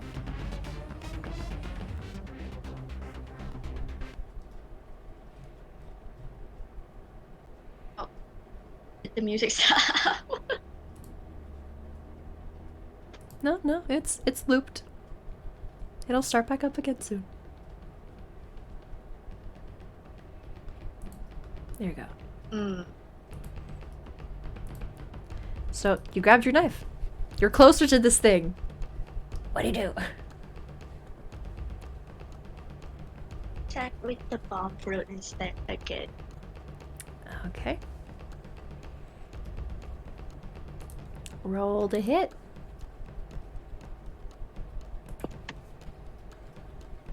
Yeah.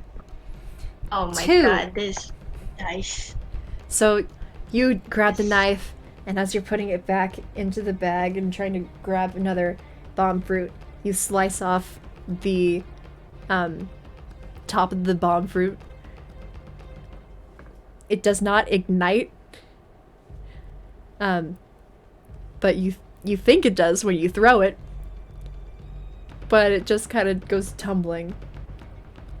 It like you throw it, and it goes like it rolls right past the Baba Serpent's stem, and the Baba Serpent kind of like looks at it for a moment, and then seeing that it doesn't blow up, it looks back at you, and it's gonna try to attack once more.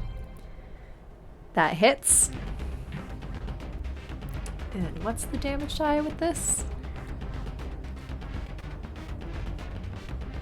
Ooh, okay. Okay, the 2 damage.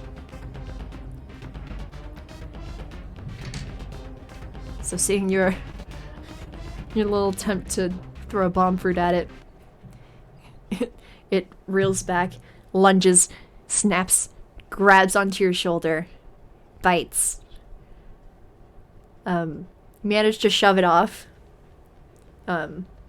But still 2 damage to the shoulder. Ouch. Oof. E. How much are you at right now? 7. 7. Okay, cool.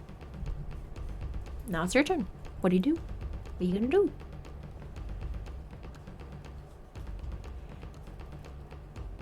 At this point, I want to like just talk it out, but I think we're past that. Yeah. Yeah. It's too late, okay. Man.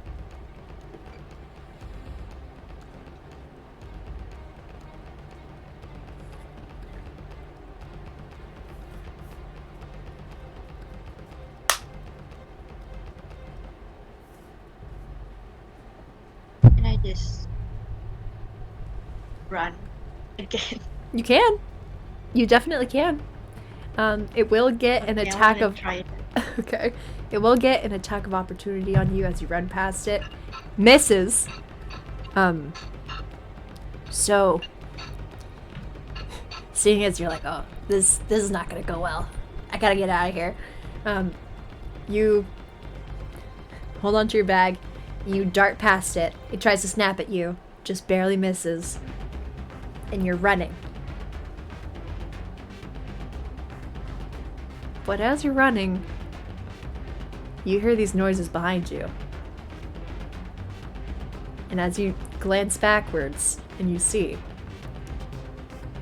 this Baba Serpent uprooted itself and is now slithering after you. You both have the same movement speed, so you just have to find a way to lose this thing.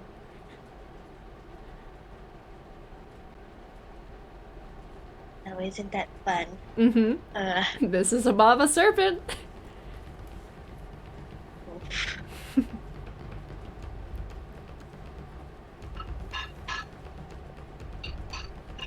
So. Okay, I try to lose it on the trees, I guess. Went up to the trees, just go. Are you just gonna swing. hide in the trees, or are you gonna like swing with the tree branches? Swing with the tree branches.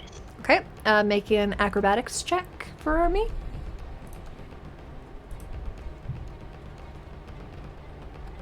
Okay, don't fail me now. This is the only thing that's been working out. Your acrobatics really have been the only thing that have worked out so far. 21, yep. Oh, and It's still going. It's still going. So, as you see this thing slithering after you, you're like, oh no. And so you like quickly like parkour up into the trees and are like swinging through the branches and vines and everything like a little a little Tarzan child, just swinging. And this Dekubava, I'm gonna just roll a thing. Yep, that's good enough. It is still following you, but it is now on the ground, slithering still. And I need you to roll perception for me really quick.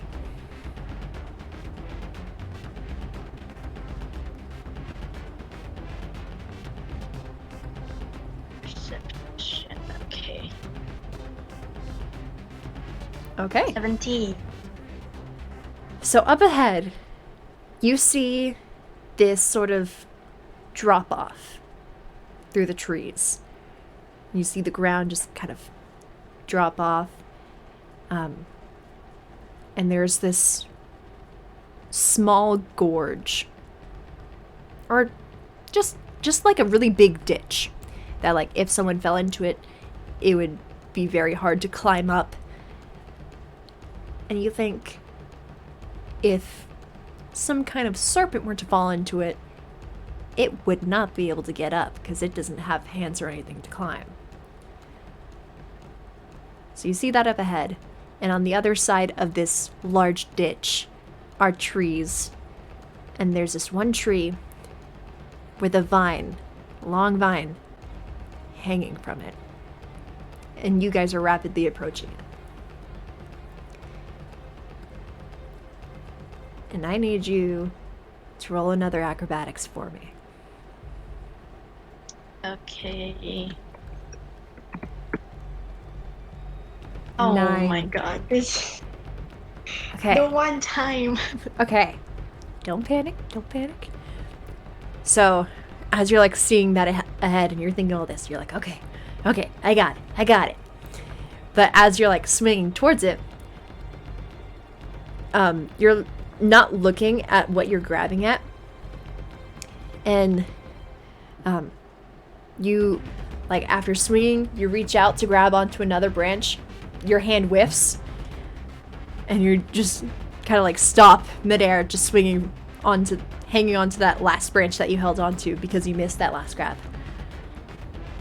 And with that falter in you, the Baba Serpent is now underneath you. And I need you to make a dexterity. Never mind. Because I was gonna have you roll a dexterity saving throw, because this Dekubava or this Baba Serpent was gonna sort of slither up onto its vine and snap at you, but it rolled an @1. So what happened with this is it like stops under you, and it goes to like raise itself up to attack you, but the vine that was trailing behind it this whole time kind of gets tangled up in some of the tree roots on the floor. So like as it goes up, it just kind of like snaps taut, is like trying to like get at you, and it's stuck there. So it's like looking back at itself and trying to untangle itself. And now this is your chance to do something to get away or attack it or something. So it is tangled.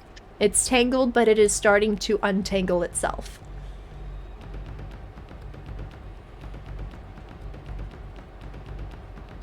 I'm gonna run. Okay.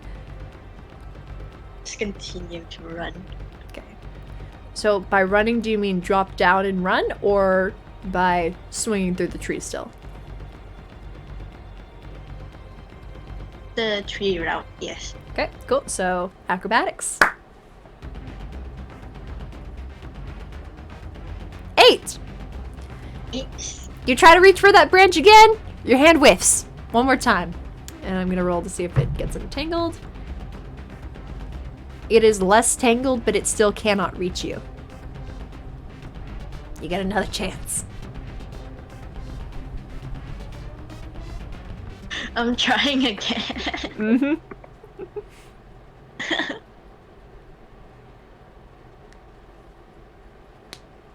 9! Why? Still. What is this? You're like kind of panicking now. You're like trying to reach for it. Like, hand flailing, trying to reach for it. You don't have any, like, momentum up from the swinging anymore, so you're just trying desperately to grab something, but you still can't. I'm gonna roll to see if it untangles itself. It is now fully entangled, and it is looking back at itself, making sure it's fine, and then it looks back up at you. And it raises itself up onto its spine and snaps, but it snaps just beside your legs, just barely missing. It's your chance.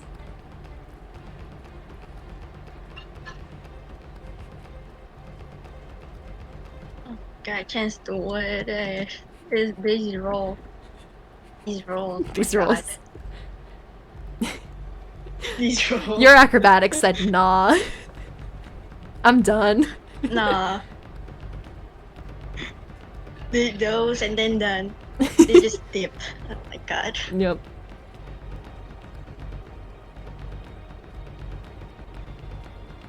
Let's see. Oh. Let's see. Did you forget to hit send?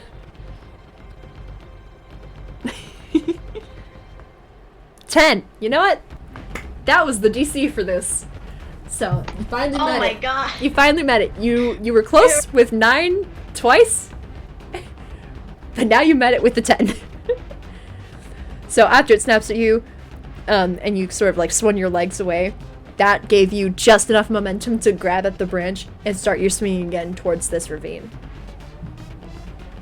And the Dekubaba is following you on the ground once more. And now, I need you to make one last acrobatics roll. Because you are reaching the end of this line of trees before this big ditch. And you gotta leap over to that vine on the other side. One last time. Oh my god. That is an 8. Okay.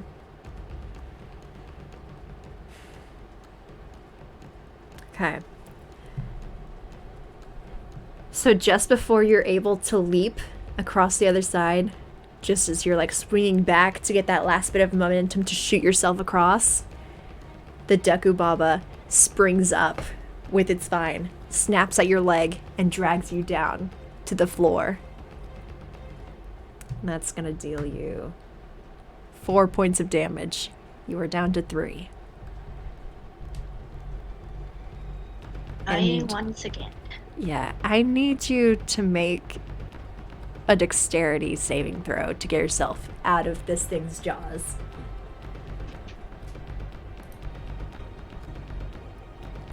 11. 11. That's good enough. You twist and like wiggle your way out of its maw and like scurry back. Now it's your opportunity to try and do something to get out of this. This Baba Serpent is after you. You tried to boop its snoot, and it does not like having its snoot booped. It is persistent. It is. So I've got this chase music going on for so long. For too long. Jeez. Yeah. You're doing great. You're doing great.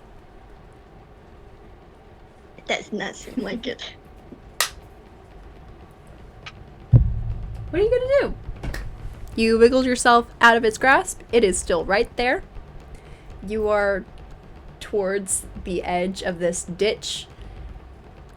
There are trees around you that you could try to climb once more. You could try to just straight jump over the ditch for that vine. What are you gonna do? You got some options. What are you gonna do? If I straight jump, I will have a high chance to die. Oh.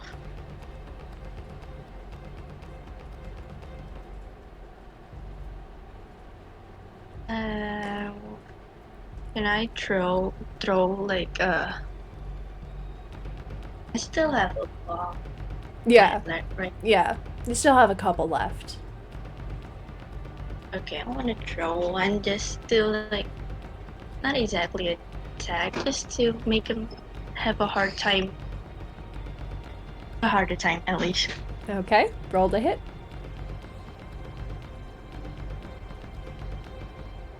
Okay, that hits. No, 16. And go ahead and roll me a D8 plus.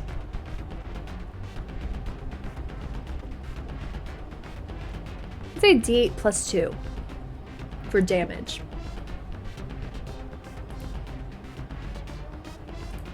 Oh, wait.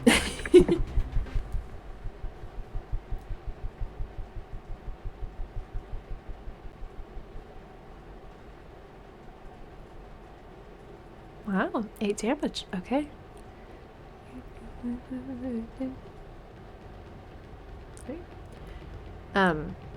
So you take out this bomb fruit, snap off its stem, throw it at the Dekubaba that's right in front of you. It explodes upon impact. And this Baba Serpent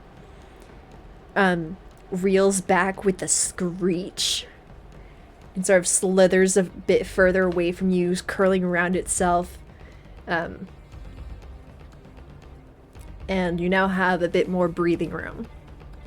And since it was a bomb, it is a bit frightened, and it will skip its turn this round. So you have another chance to do something to get away. It's still chasing me. Mm-hmm. This is just like a short stunt. It wants me dead, Mike. It's hungry. It wants Forest Child. It's his favorite snack. And it's at this It point. doesn't want fruit. It was. It's at this point, as you're like looking at this giant Baba Serpent curling around itself, that's been chasing you for all this time. You wonder how your other Skull Kid friends even made it to this giant bomb bug that they were telling you about in the first place. I'm starting to think it's not worth it. You're so close, though. You're so close. What are you gonna do? You gonna try to run? Yes, I want to try to Tarzan it again. Okay. As you know, acrobatics. 15! Okay. So that gets you up into the trees swiftly so that you're out of this thing's reach. And now I need you to make one more acrobatics roll to see if you get enough momentum to reach the other side. 15. That is good enough. So it is as you are swinging back, getting that momentum. It takes 1, 2, 3. And then on that final swing forward, you put all of your strength that you have into it and fling yourself into the air. Your arms are flailing as you arc up and you start to fall. And I need you to make a dexterity saving throw real quick.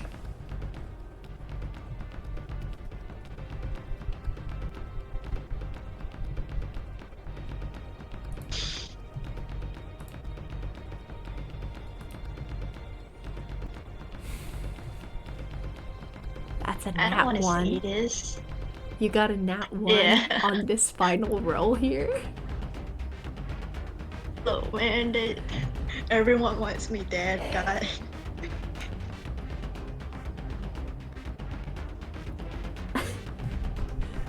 Hold on, let me just find something real quick. The DM is like thinking, how do I make you not dead?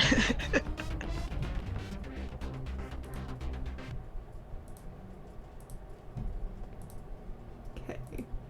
Let me change the music real quick.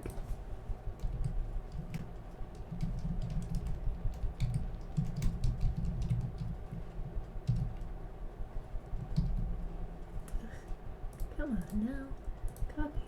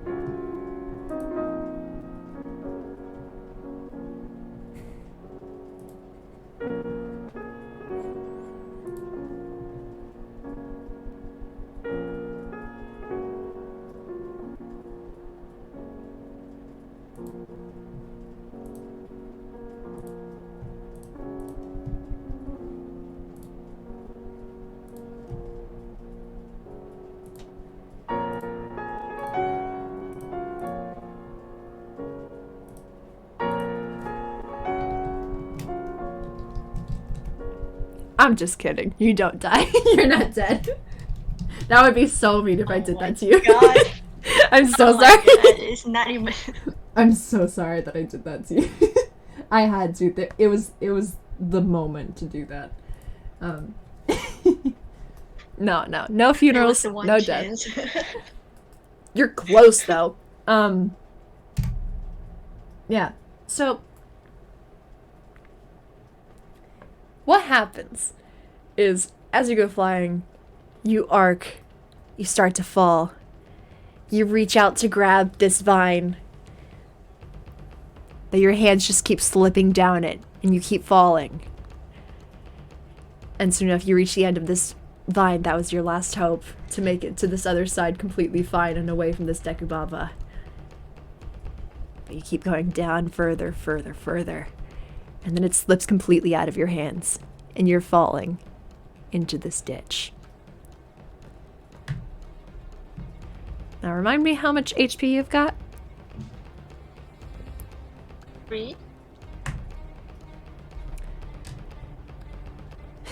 Okay.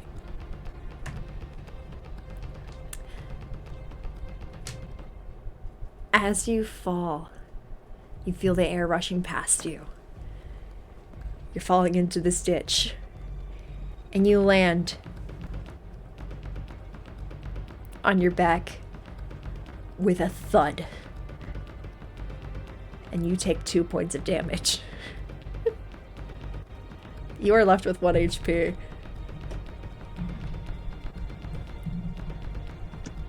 And you are now laying in this ditch. And that that Baba serpent is going to the edge of the ditch, looks down, and sees you. And there's this toothy grin that spreads across its head. And the tongue, this slimy purple and blue tongue, slips out of its mouth. And it's just licking around its lips. And it's starting to come down towards you.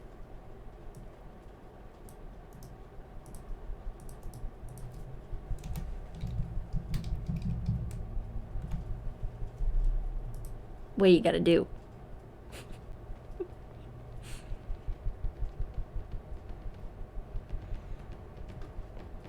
I mean, the only option that you have right now is either fight and defeat this thing, or try to climb out before it gets to you.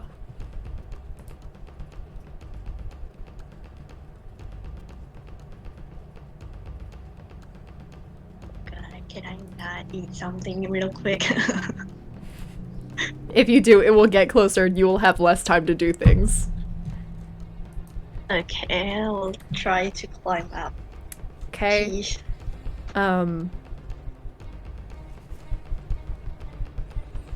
I would say it's a rocky ditch, so acrobatics. Athletics. I'm saying you could parkour your way up. I'm being nice to you. I'm not making you use your -1 athletics in this situation when you have 1 HP. I am trying to be nice to you. Do not bring up athletics or else I will make you use athletics. No. I'm sorry, I forgot I said anything. Let's just get that out of our minds. Okay. So you got a 9. With that 9, you scramble up to your feet. You're still a bit dazed from having fallen so far. You look back, you see the Dekubaba at the top of the ditch. And you turn and start to scramble your way up these rocks. In dirt, in mud. And you get a little bit higher up. But now the Dekubaba is on the move.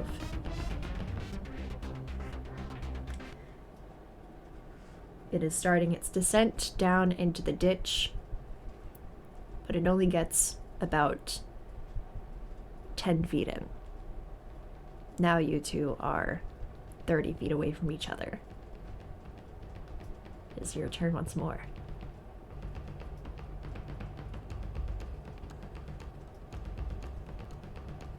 You gotta keep climbing? I'm climbing. Okay. I'm climbing.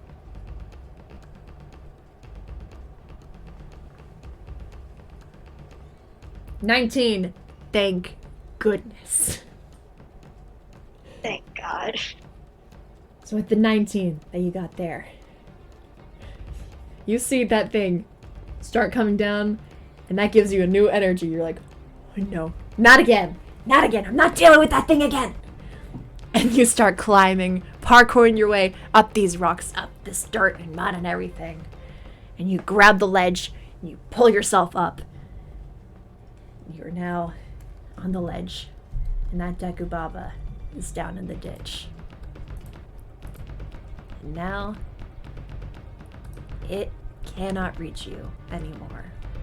It cannot climb that area at all. And now, you are... This would work for me.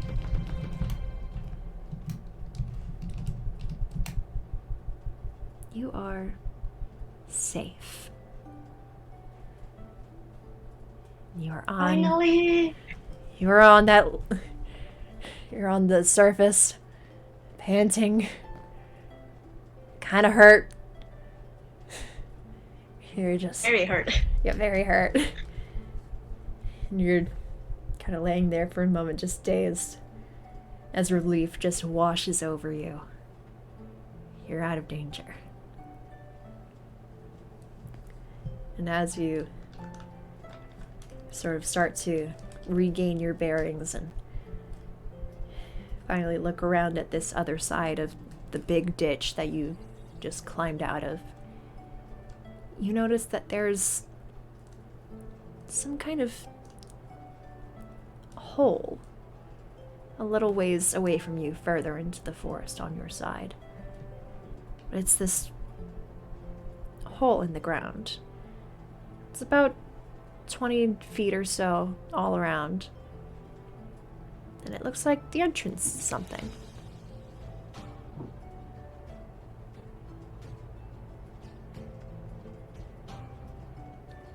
You believe that this is where that giant, big bomb bug your friends were talking about.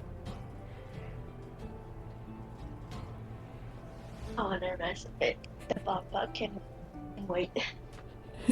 Okay, so you're gonna rest first. Yes. Okay. So you rest, you eat some of the normal fruit, leaving the nuts behind. Again, since this is a one-shot and I don't want to kill you, again, I am emphasizing this because this is a one-shot and I do not want to kill you because this is before the campaign actually starts. You're at full HP. You ate your fill once more. You are all good.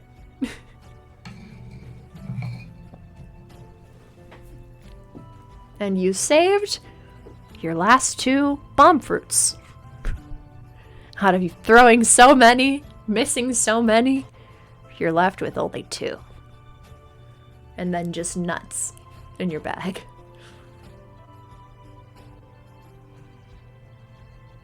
Okay, now we can go in. Okay. I'm gonna need you to roll acrobatics because this hole kind of goes straight down. And you're kind of tired of falling at this point. Okay, 13. That is good enough for me.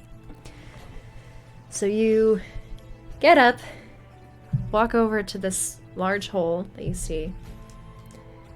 You kind of take a deep breath, gather yourself before jumping in. And as you jump in, it kind of narrows down and to where you can stick your arms and legs out and still and touch the walls and everything. But you drop for quite a bit before finally seeing some kind of ground below, sticking your arms and legs out. Luckily you're wearing gloves and some kind of shoes, so you don't get any dirt burn or whatever. You slide, slow your descent, and you finally retract your arms and drop just a little bit more, and you're now within this large open cave. And it is dark. But luckily for you, your eyes glow. So, as you can see in the picture that I drew for you here as your little profile is Latho, your eyes glow. So they emit just a dim light. It doesn't go very far. But now I need you to roll some perception. Oh my god. Oh my gosh, perception? 5! It's dark. Can't see much. It's a big cave. What do you do?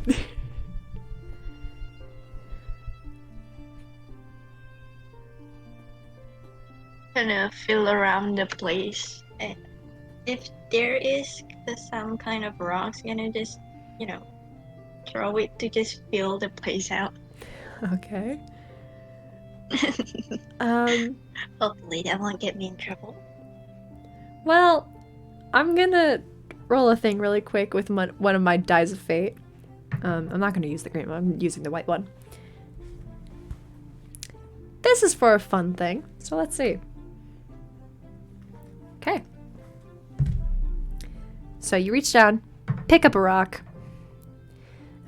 toss it, and you hear it sort of echo. It doesn't hit anything except the floor. So the way seems clear.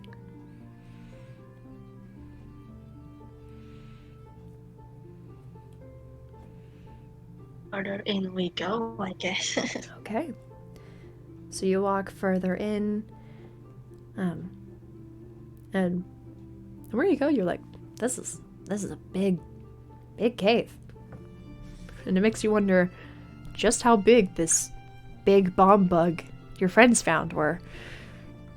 Because if this cave is this big, how big is the thing? You know? The bug better be legendary. Because, God. Okay. Do you, periodically pick up a rock and throw it? To, see if there's anything in front of you?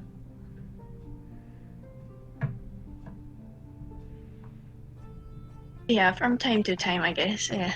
Okay. So, the second rock you pick up, it's a bit bigger than you thought it would be as you were feeling around. And as you pick it up, you kind of feel this smooth shell.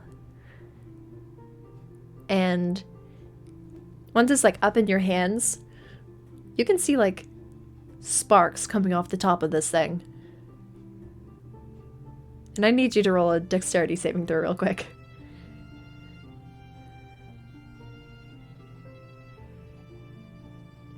16. So as soon as you see that thing spark, your eyes go wide and you immediately throw it up into the air on instinct and there's an explosion. But as you like brought it up past your eyes, you could see that it was one of those round bomblings that you've seen in the forest every now and then with your friends. There are these round bugs that kind of sit on the ground.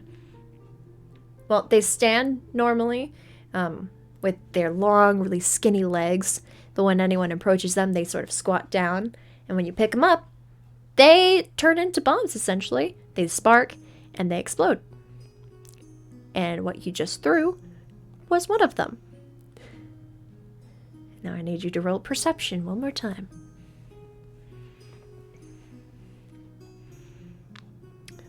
Roll with advantage, because the explosion that you threw up into the air kind of lit the room for a moment. First roll was an 8, second was a 17. With the 17, as you look around this cave, and you see, with the flash of light, just the momentary flash of that light, the whole cave lights up for a moment. And sprawled across the ground are a lot of other small bomblings. But just a little ways ahead of you is this ginormous bombling. Like, it is bigger than your house.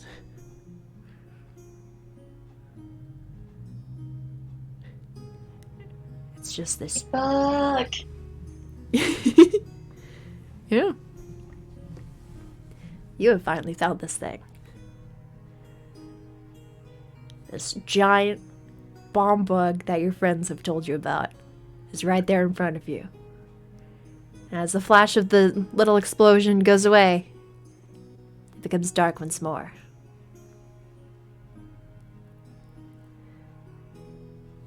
And I need you to roll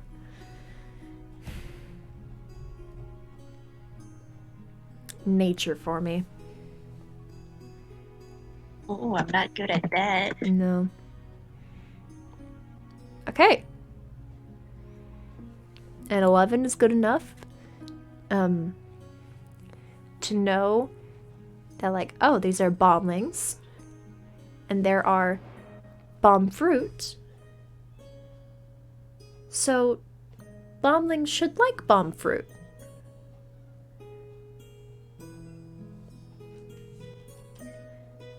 And now I need you to roll acrobatics to see if you can get through this little minefield here. 9. Okay. And I need you to roll a dexterity saving throw for me really quick. 11. Okay. It's 15. Oh, 15. Right? Because that's your Yeah, dexterity. with the +4. +4. Okay. So, as you're sort of like sneaking your way through this minefield in the dark that you can barely see, you try your hardest to remember where all of the little bomblings on the floor were so that you don't knock into it. But just as you're getting close to the giant bomb bug from before, you feel your foot accidentally kick something, and then you see sparks. And you immediately jump forward and away from that thing, and it explodes. Everything else is fine. There's no chain reaction or anything. But now, with the soft, faint glow of your eyes, you can see the shine on this giant bomb bug in front of you. And you can see its head with its very large eyes, sort of turn downward towards you and sort of lower. And the head is about the same size as you. What do you do?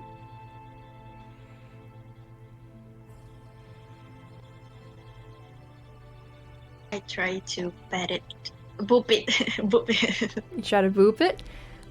Now I need animal Yes. handling. Oh, Because this thing is an animal. yes. Yes. Okay. Okay. So, you reach out your hand as this giant bombling lowers its head towards you.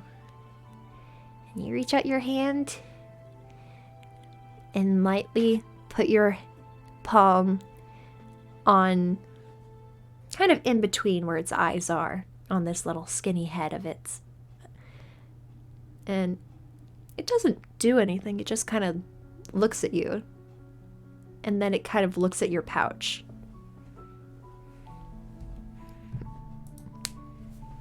I offer one of the bomb fruit. Okay. Now I need you to roll animal handling with advantage.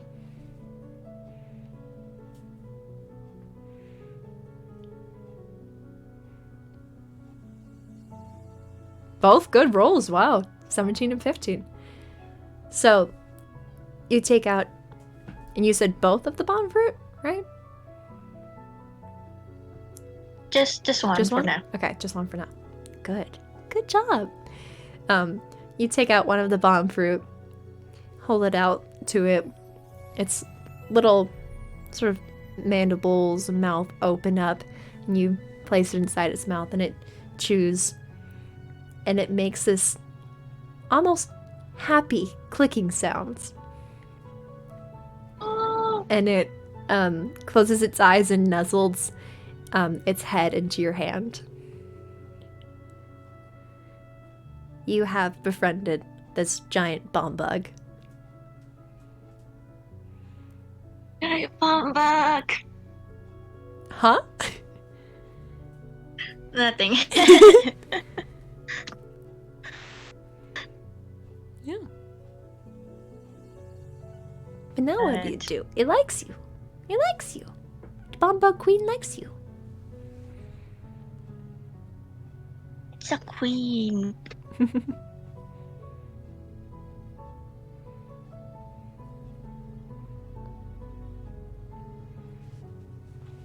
I pet it again, I guess. Yeah. Can you do at the time like this? Yeah, it's just nuzzling its head into your hand. It likes you.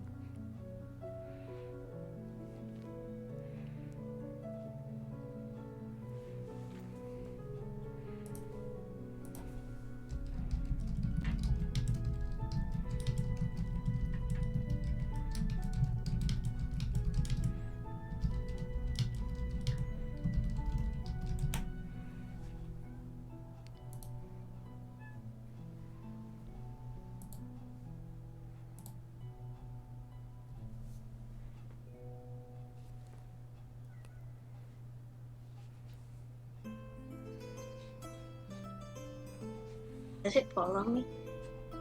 I mean, do you start to walk away from it? And slowly trying to walk away. Yeah. As you slowly try to walk away from this giant bomb bug, you hear this almost creaking shift behind you, and the bomb bug sort of stands up on its legs, not fully because the cave isn't big enough so that I can stand it fully, but just enough to get it to start rolling after you. It's following you.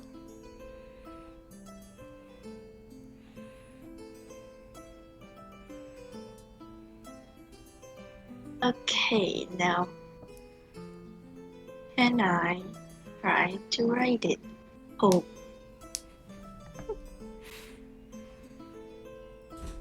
Hmm. hmm. I would say first, you have to figure out a way to get it out of this cave.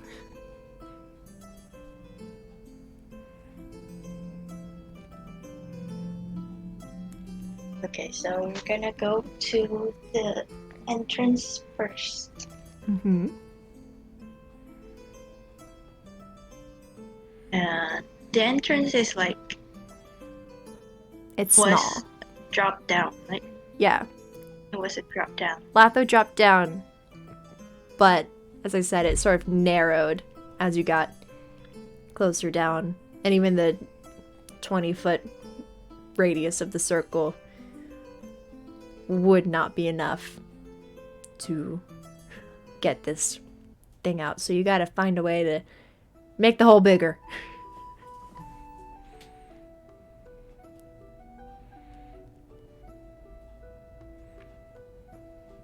This place has a lot of things that can do that.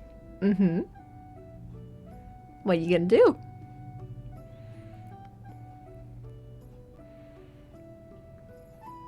Grab one of the little ones Mm-hmm. and grab it outward towards the entrance. Okay. I'm just gonna need you to make a dexterity throw. Or dex check. So just be... Yeah.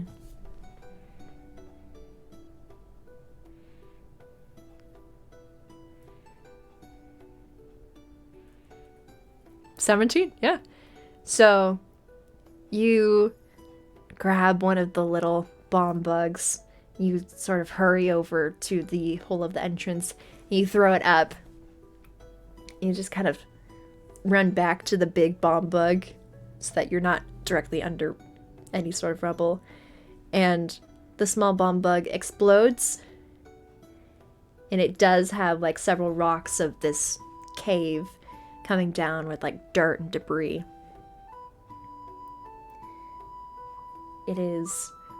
It did widen it, but you might need to throw one more to make sure that this big bomb bug can get through.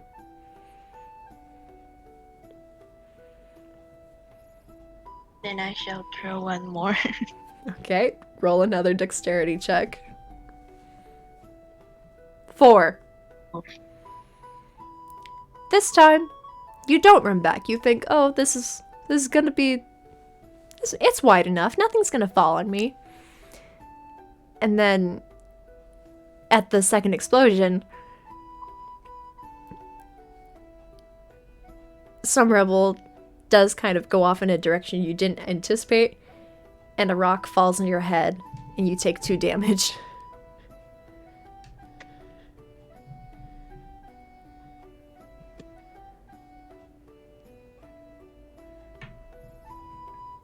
But now, you think that the entrance of this thing is big enough for the big bomb bug to get out of.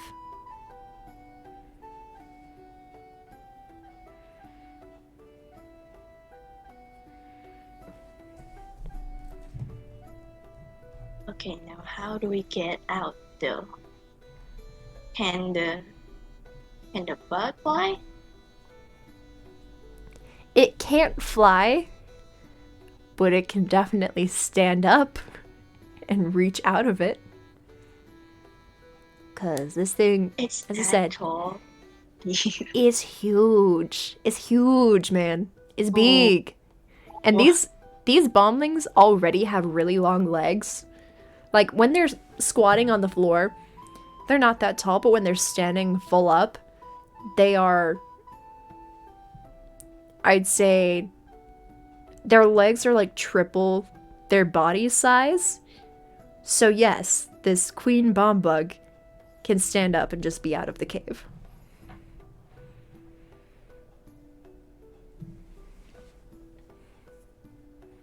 I go on top of it and like ask it to stand up.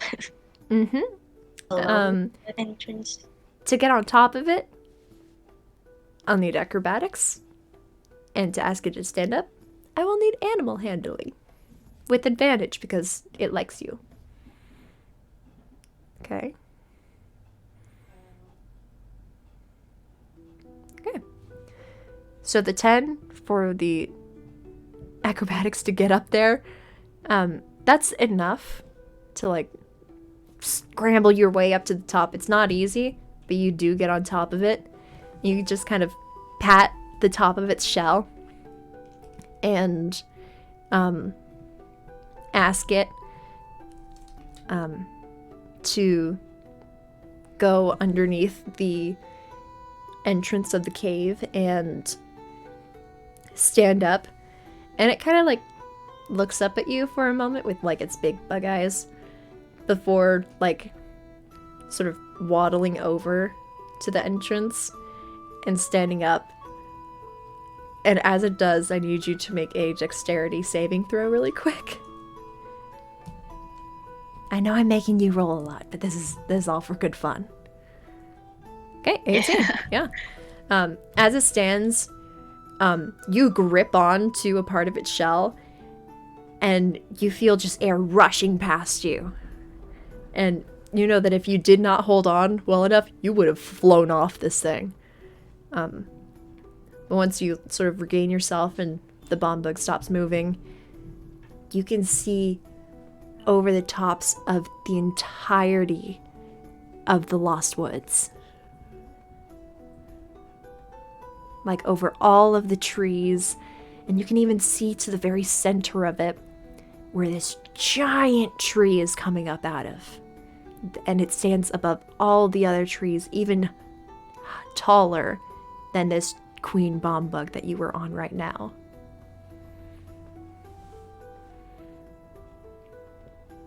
This bomber is tall. She's a queen. She's a queen. Yes, queen. Yes, queen. So now what do you do? We head home, Okay. I guess. Cool. So you kind of like pat the top of the bomb bug once more, pointing in the direction of your little village. And as it walks you home, you sort of look down over the edge just to like see like to the ground below because it's so far away. As it's like walking towards your home, you see it step in the ditch and crush that Baba serpent that was chasing after you before as it walks.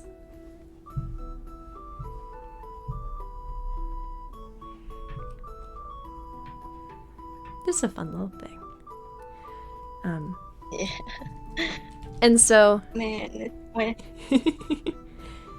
And so you are taken home, and all of the other Skull Kids are so excited and surprised and like, wow, like, you brought home this big old bomb bug? Like Shisu would say, like all like super excitedly.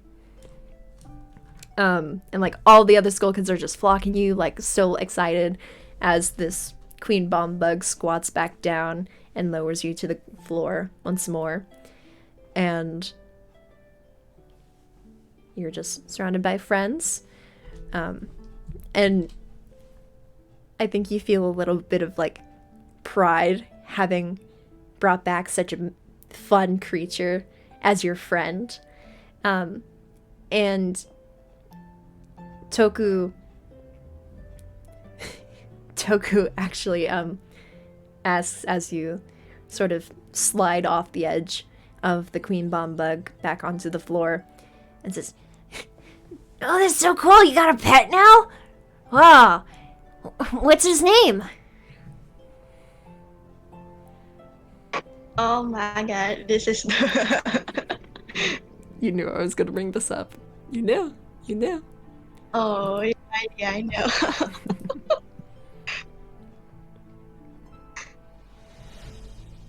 Latho just kind of thinks and like,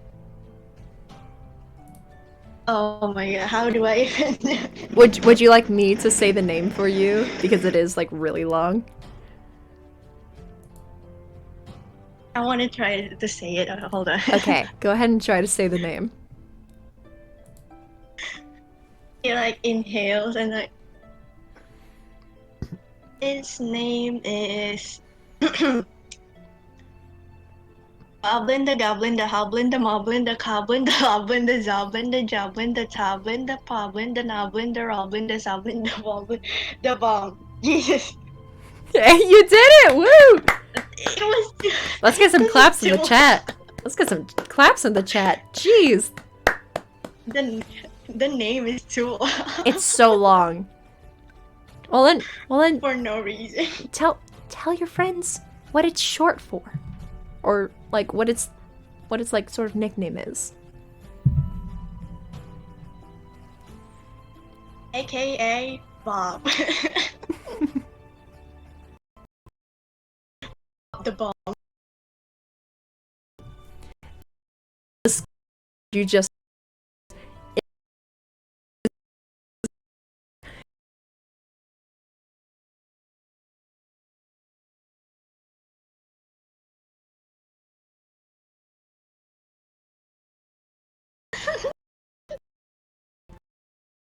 and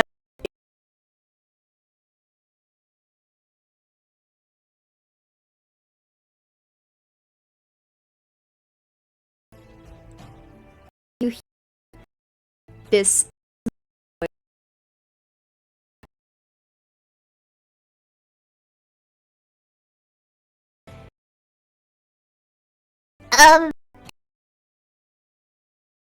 Apple among you guys.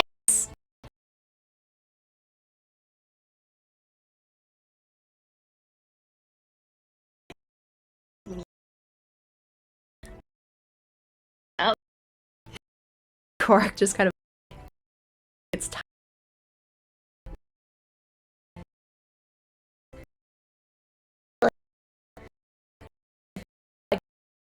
Breath.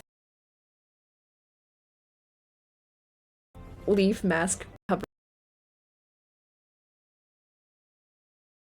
Tree. You.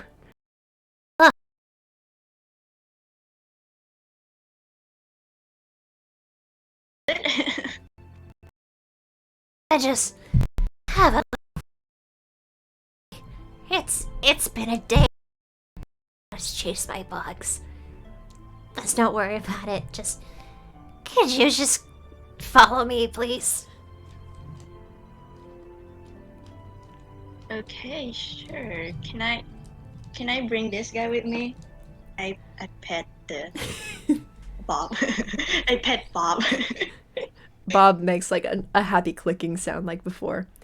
And the Korok just kind of like blinks and like looks over at Bob, like surprised because the Korok was so like focused on its task to get you that it did not notice the giant, freaking huge Queen Bombling. And it's just like, oh, Hylia. God. It's not gonna blow up on me, right? It's not gonna blow up, right? I'm pretty sure if you're not offending Bob, no. Okay. Sure, fine. Yes, you can take it with you. Just please follow me. The Great Decker Tree is calling for you. I start following him. Okay, cool. As you start following him, Bob sort of scoops you up onto its head and the Korok. And the Korok is like freaking out as it's like raised, and the Bob stands up and starts walking towards the Great Deku Tree. That giant tree that you saw before, it's walking towards that. And this little Korok is like so frightened because it's so high up that it's just like clinging onto you for dear life with its tiny little stubby arms.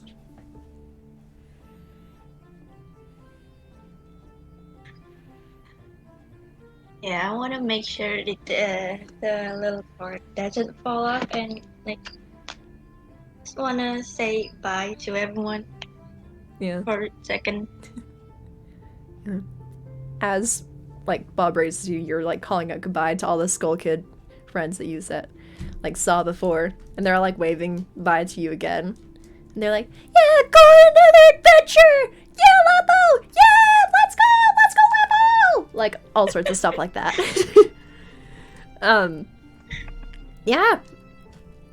And so you are taken over to the Great Deku Tree. Bob lowers itself back down to its crouching position, puts you and the Korok back on the ground from its head. And it kind of like looks at Latho and makes a little clicking sound and nudges the side of Latho that has the bag with the fruit in it. I offer the fruit again. Last one. All right. And Bob makes a really happy clicking sound once more as it like chews on this bomb fruit. It really likes it. And now the little Korok is like, Okay. I'm never doing that again. Please follow me to His Excellency. and it starts like walking towards like around the giant tree to the front.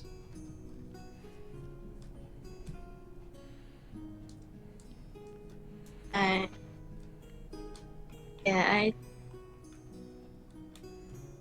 guess I tell Bob to like stay there and follow the little guy, the little car.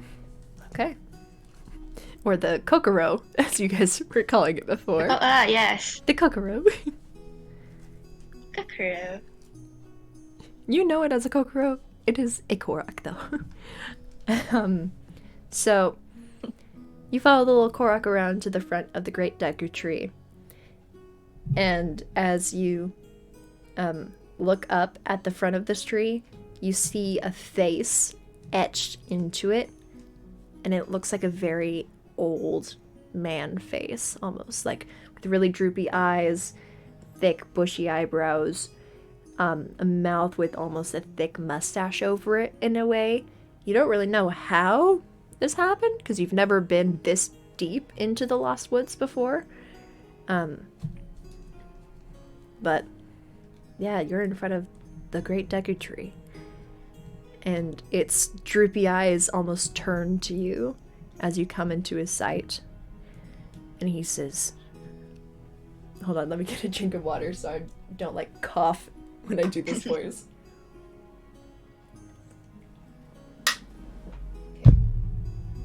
He says, hold on, I actually got a cough though, hold on. Okay, I'm better. He says, "Are you the one called Latho?" Yes. Yes, I am. And he like does a really low hum for a moment. And he's like,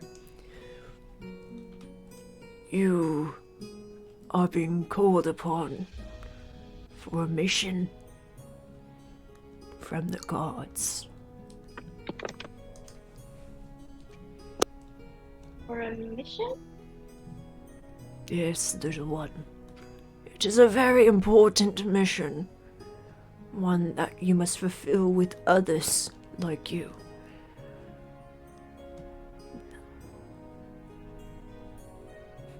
Okay, but why me then?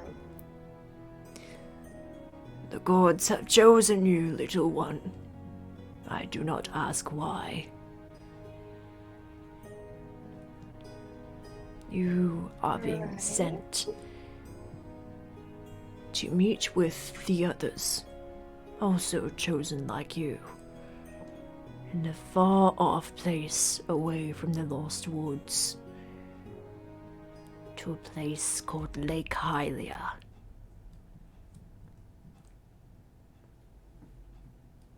Lake Hylia. Got it. Or what?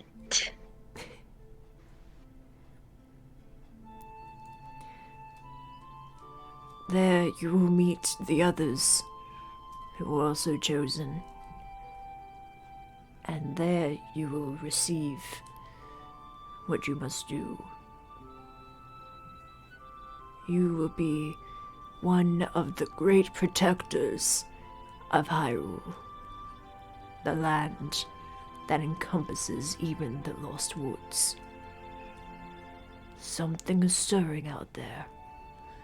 You must take care to not get lost.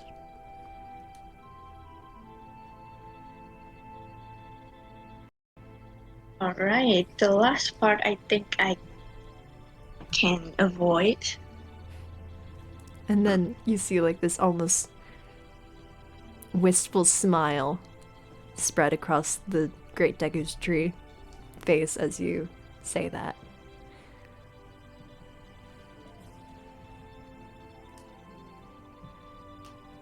So, do you know anything about the people I'm supposed to meet?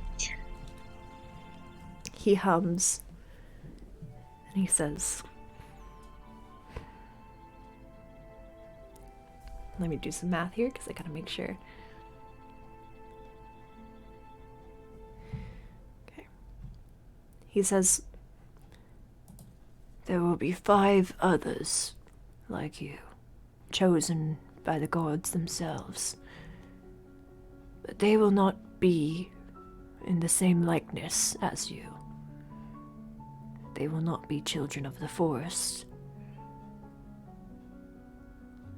Some rule in the skies. Some rule the land. And one comes from the light itself. They will be your patriots. Your friends out there. You will one day return home, but it may not be the same.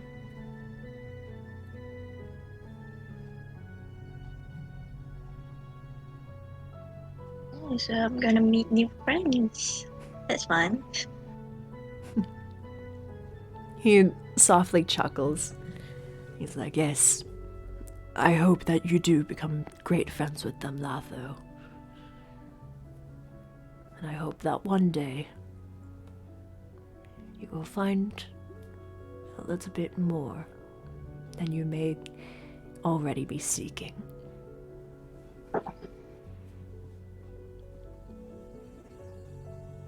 See.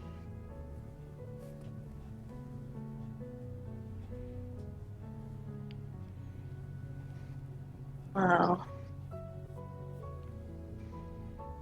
should I get going now?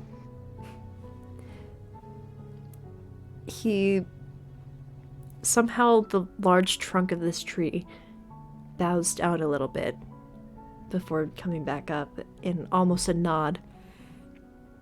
And he says, Yes. You shall leave in the morning, but do take care to say goodbye to all your friends here before you leave. I'm sure they will surely miss you while you are gone.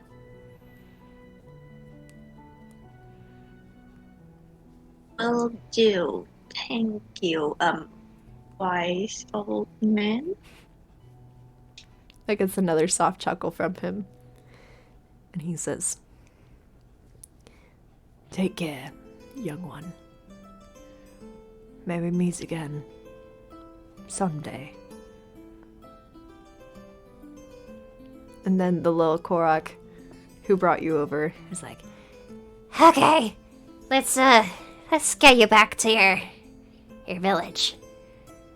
And I'm not gonna take you there. I don't want to ride that thing again, please. So you can just take your big bombling friend and head back yourself. But as the great wise Deku Tree said, You gotta go. Leave tomorrow.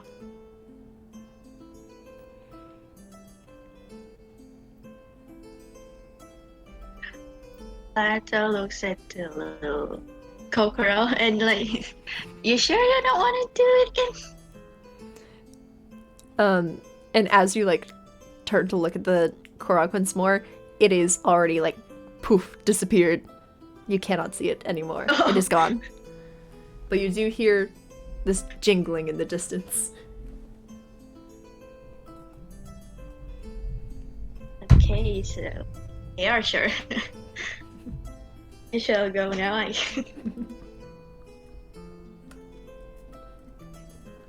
Alright. So as you mount Bob one last time to go back to the Skull Kid village of yours, you think about what the Great Deku Tree said about how you're gonna be leaving the only home you've really ever known, and you're gonna be going out there and meeting so many new friends. And as you kind of Hey, friends. hold on to the bag that you have, thinking about what to pack for this adventure,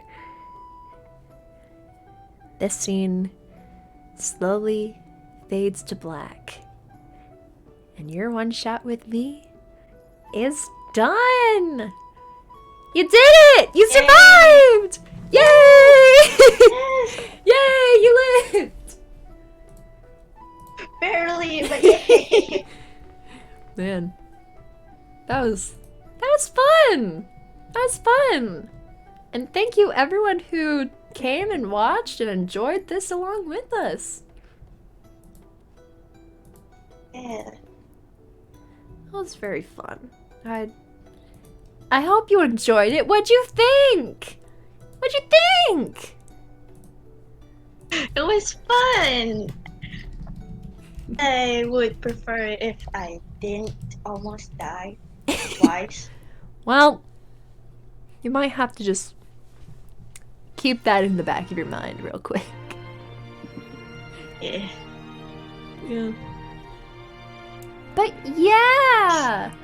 I'm glad y'all enjoyed it. That was very nice. Thank you, Blue. I'm glad you stuck around and watched the whole time. Or as much as you could catch, at least. But yeah. Yes, thank you. Yes, no problem. I thoroughly enjoyed this. It went much better than I was expecting because I did not prepare as much for today, if I'm being honest. But woo! Alright. Yeah. That is one in the books. We are finished with this one. Woo! It was nice to listen to while playing Power Wash Simulator. So it was indeed a really nice experience. I'm so glad you enjoyed that while playing that game. Alright. This is background noise. Yeah. We are your new favorite podcast, coming to you live. Yes. But yeah. Forrest, do you have any sort of last closing thoughts that you have before I switch over to closing in the stream? Well, that was very fun. Thank you for people who was watching, who stuck around. I don't know why you would, but thank you. Hey! This is a good D&D thing. This is a good thing. I'm sorry. It's fine.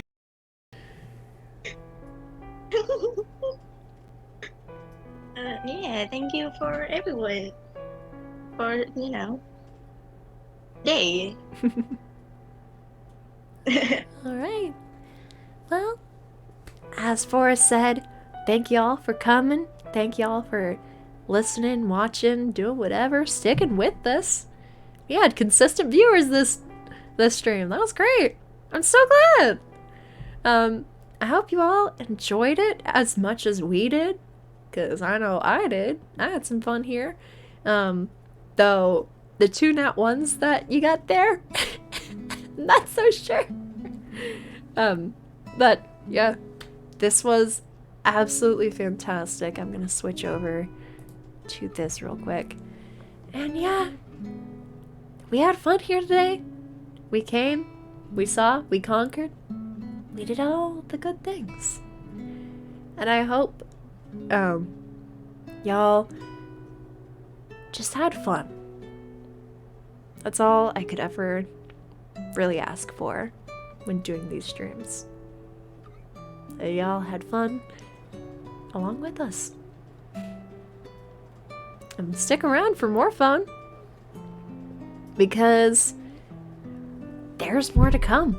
We still have one last one-shot to do with players before the full campaign can begin. Depending on when I get their character sheets in, we may have another stream next week. Maybe a little longer than that, but it'll be fun. Next stream, it will be with our Hylian and our Sheikah. So, if that interests you, maybe come around next stream as well for when I do my Heroes of Courage one-shot stuff. But yeah, hope y'all have fun. Hope y'all stick around for the next one. And this is Chloe signing off.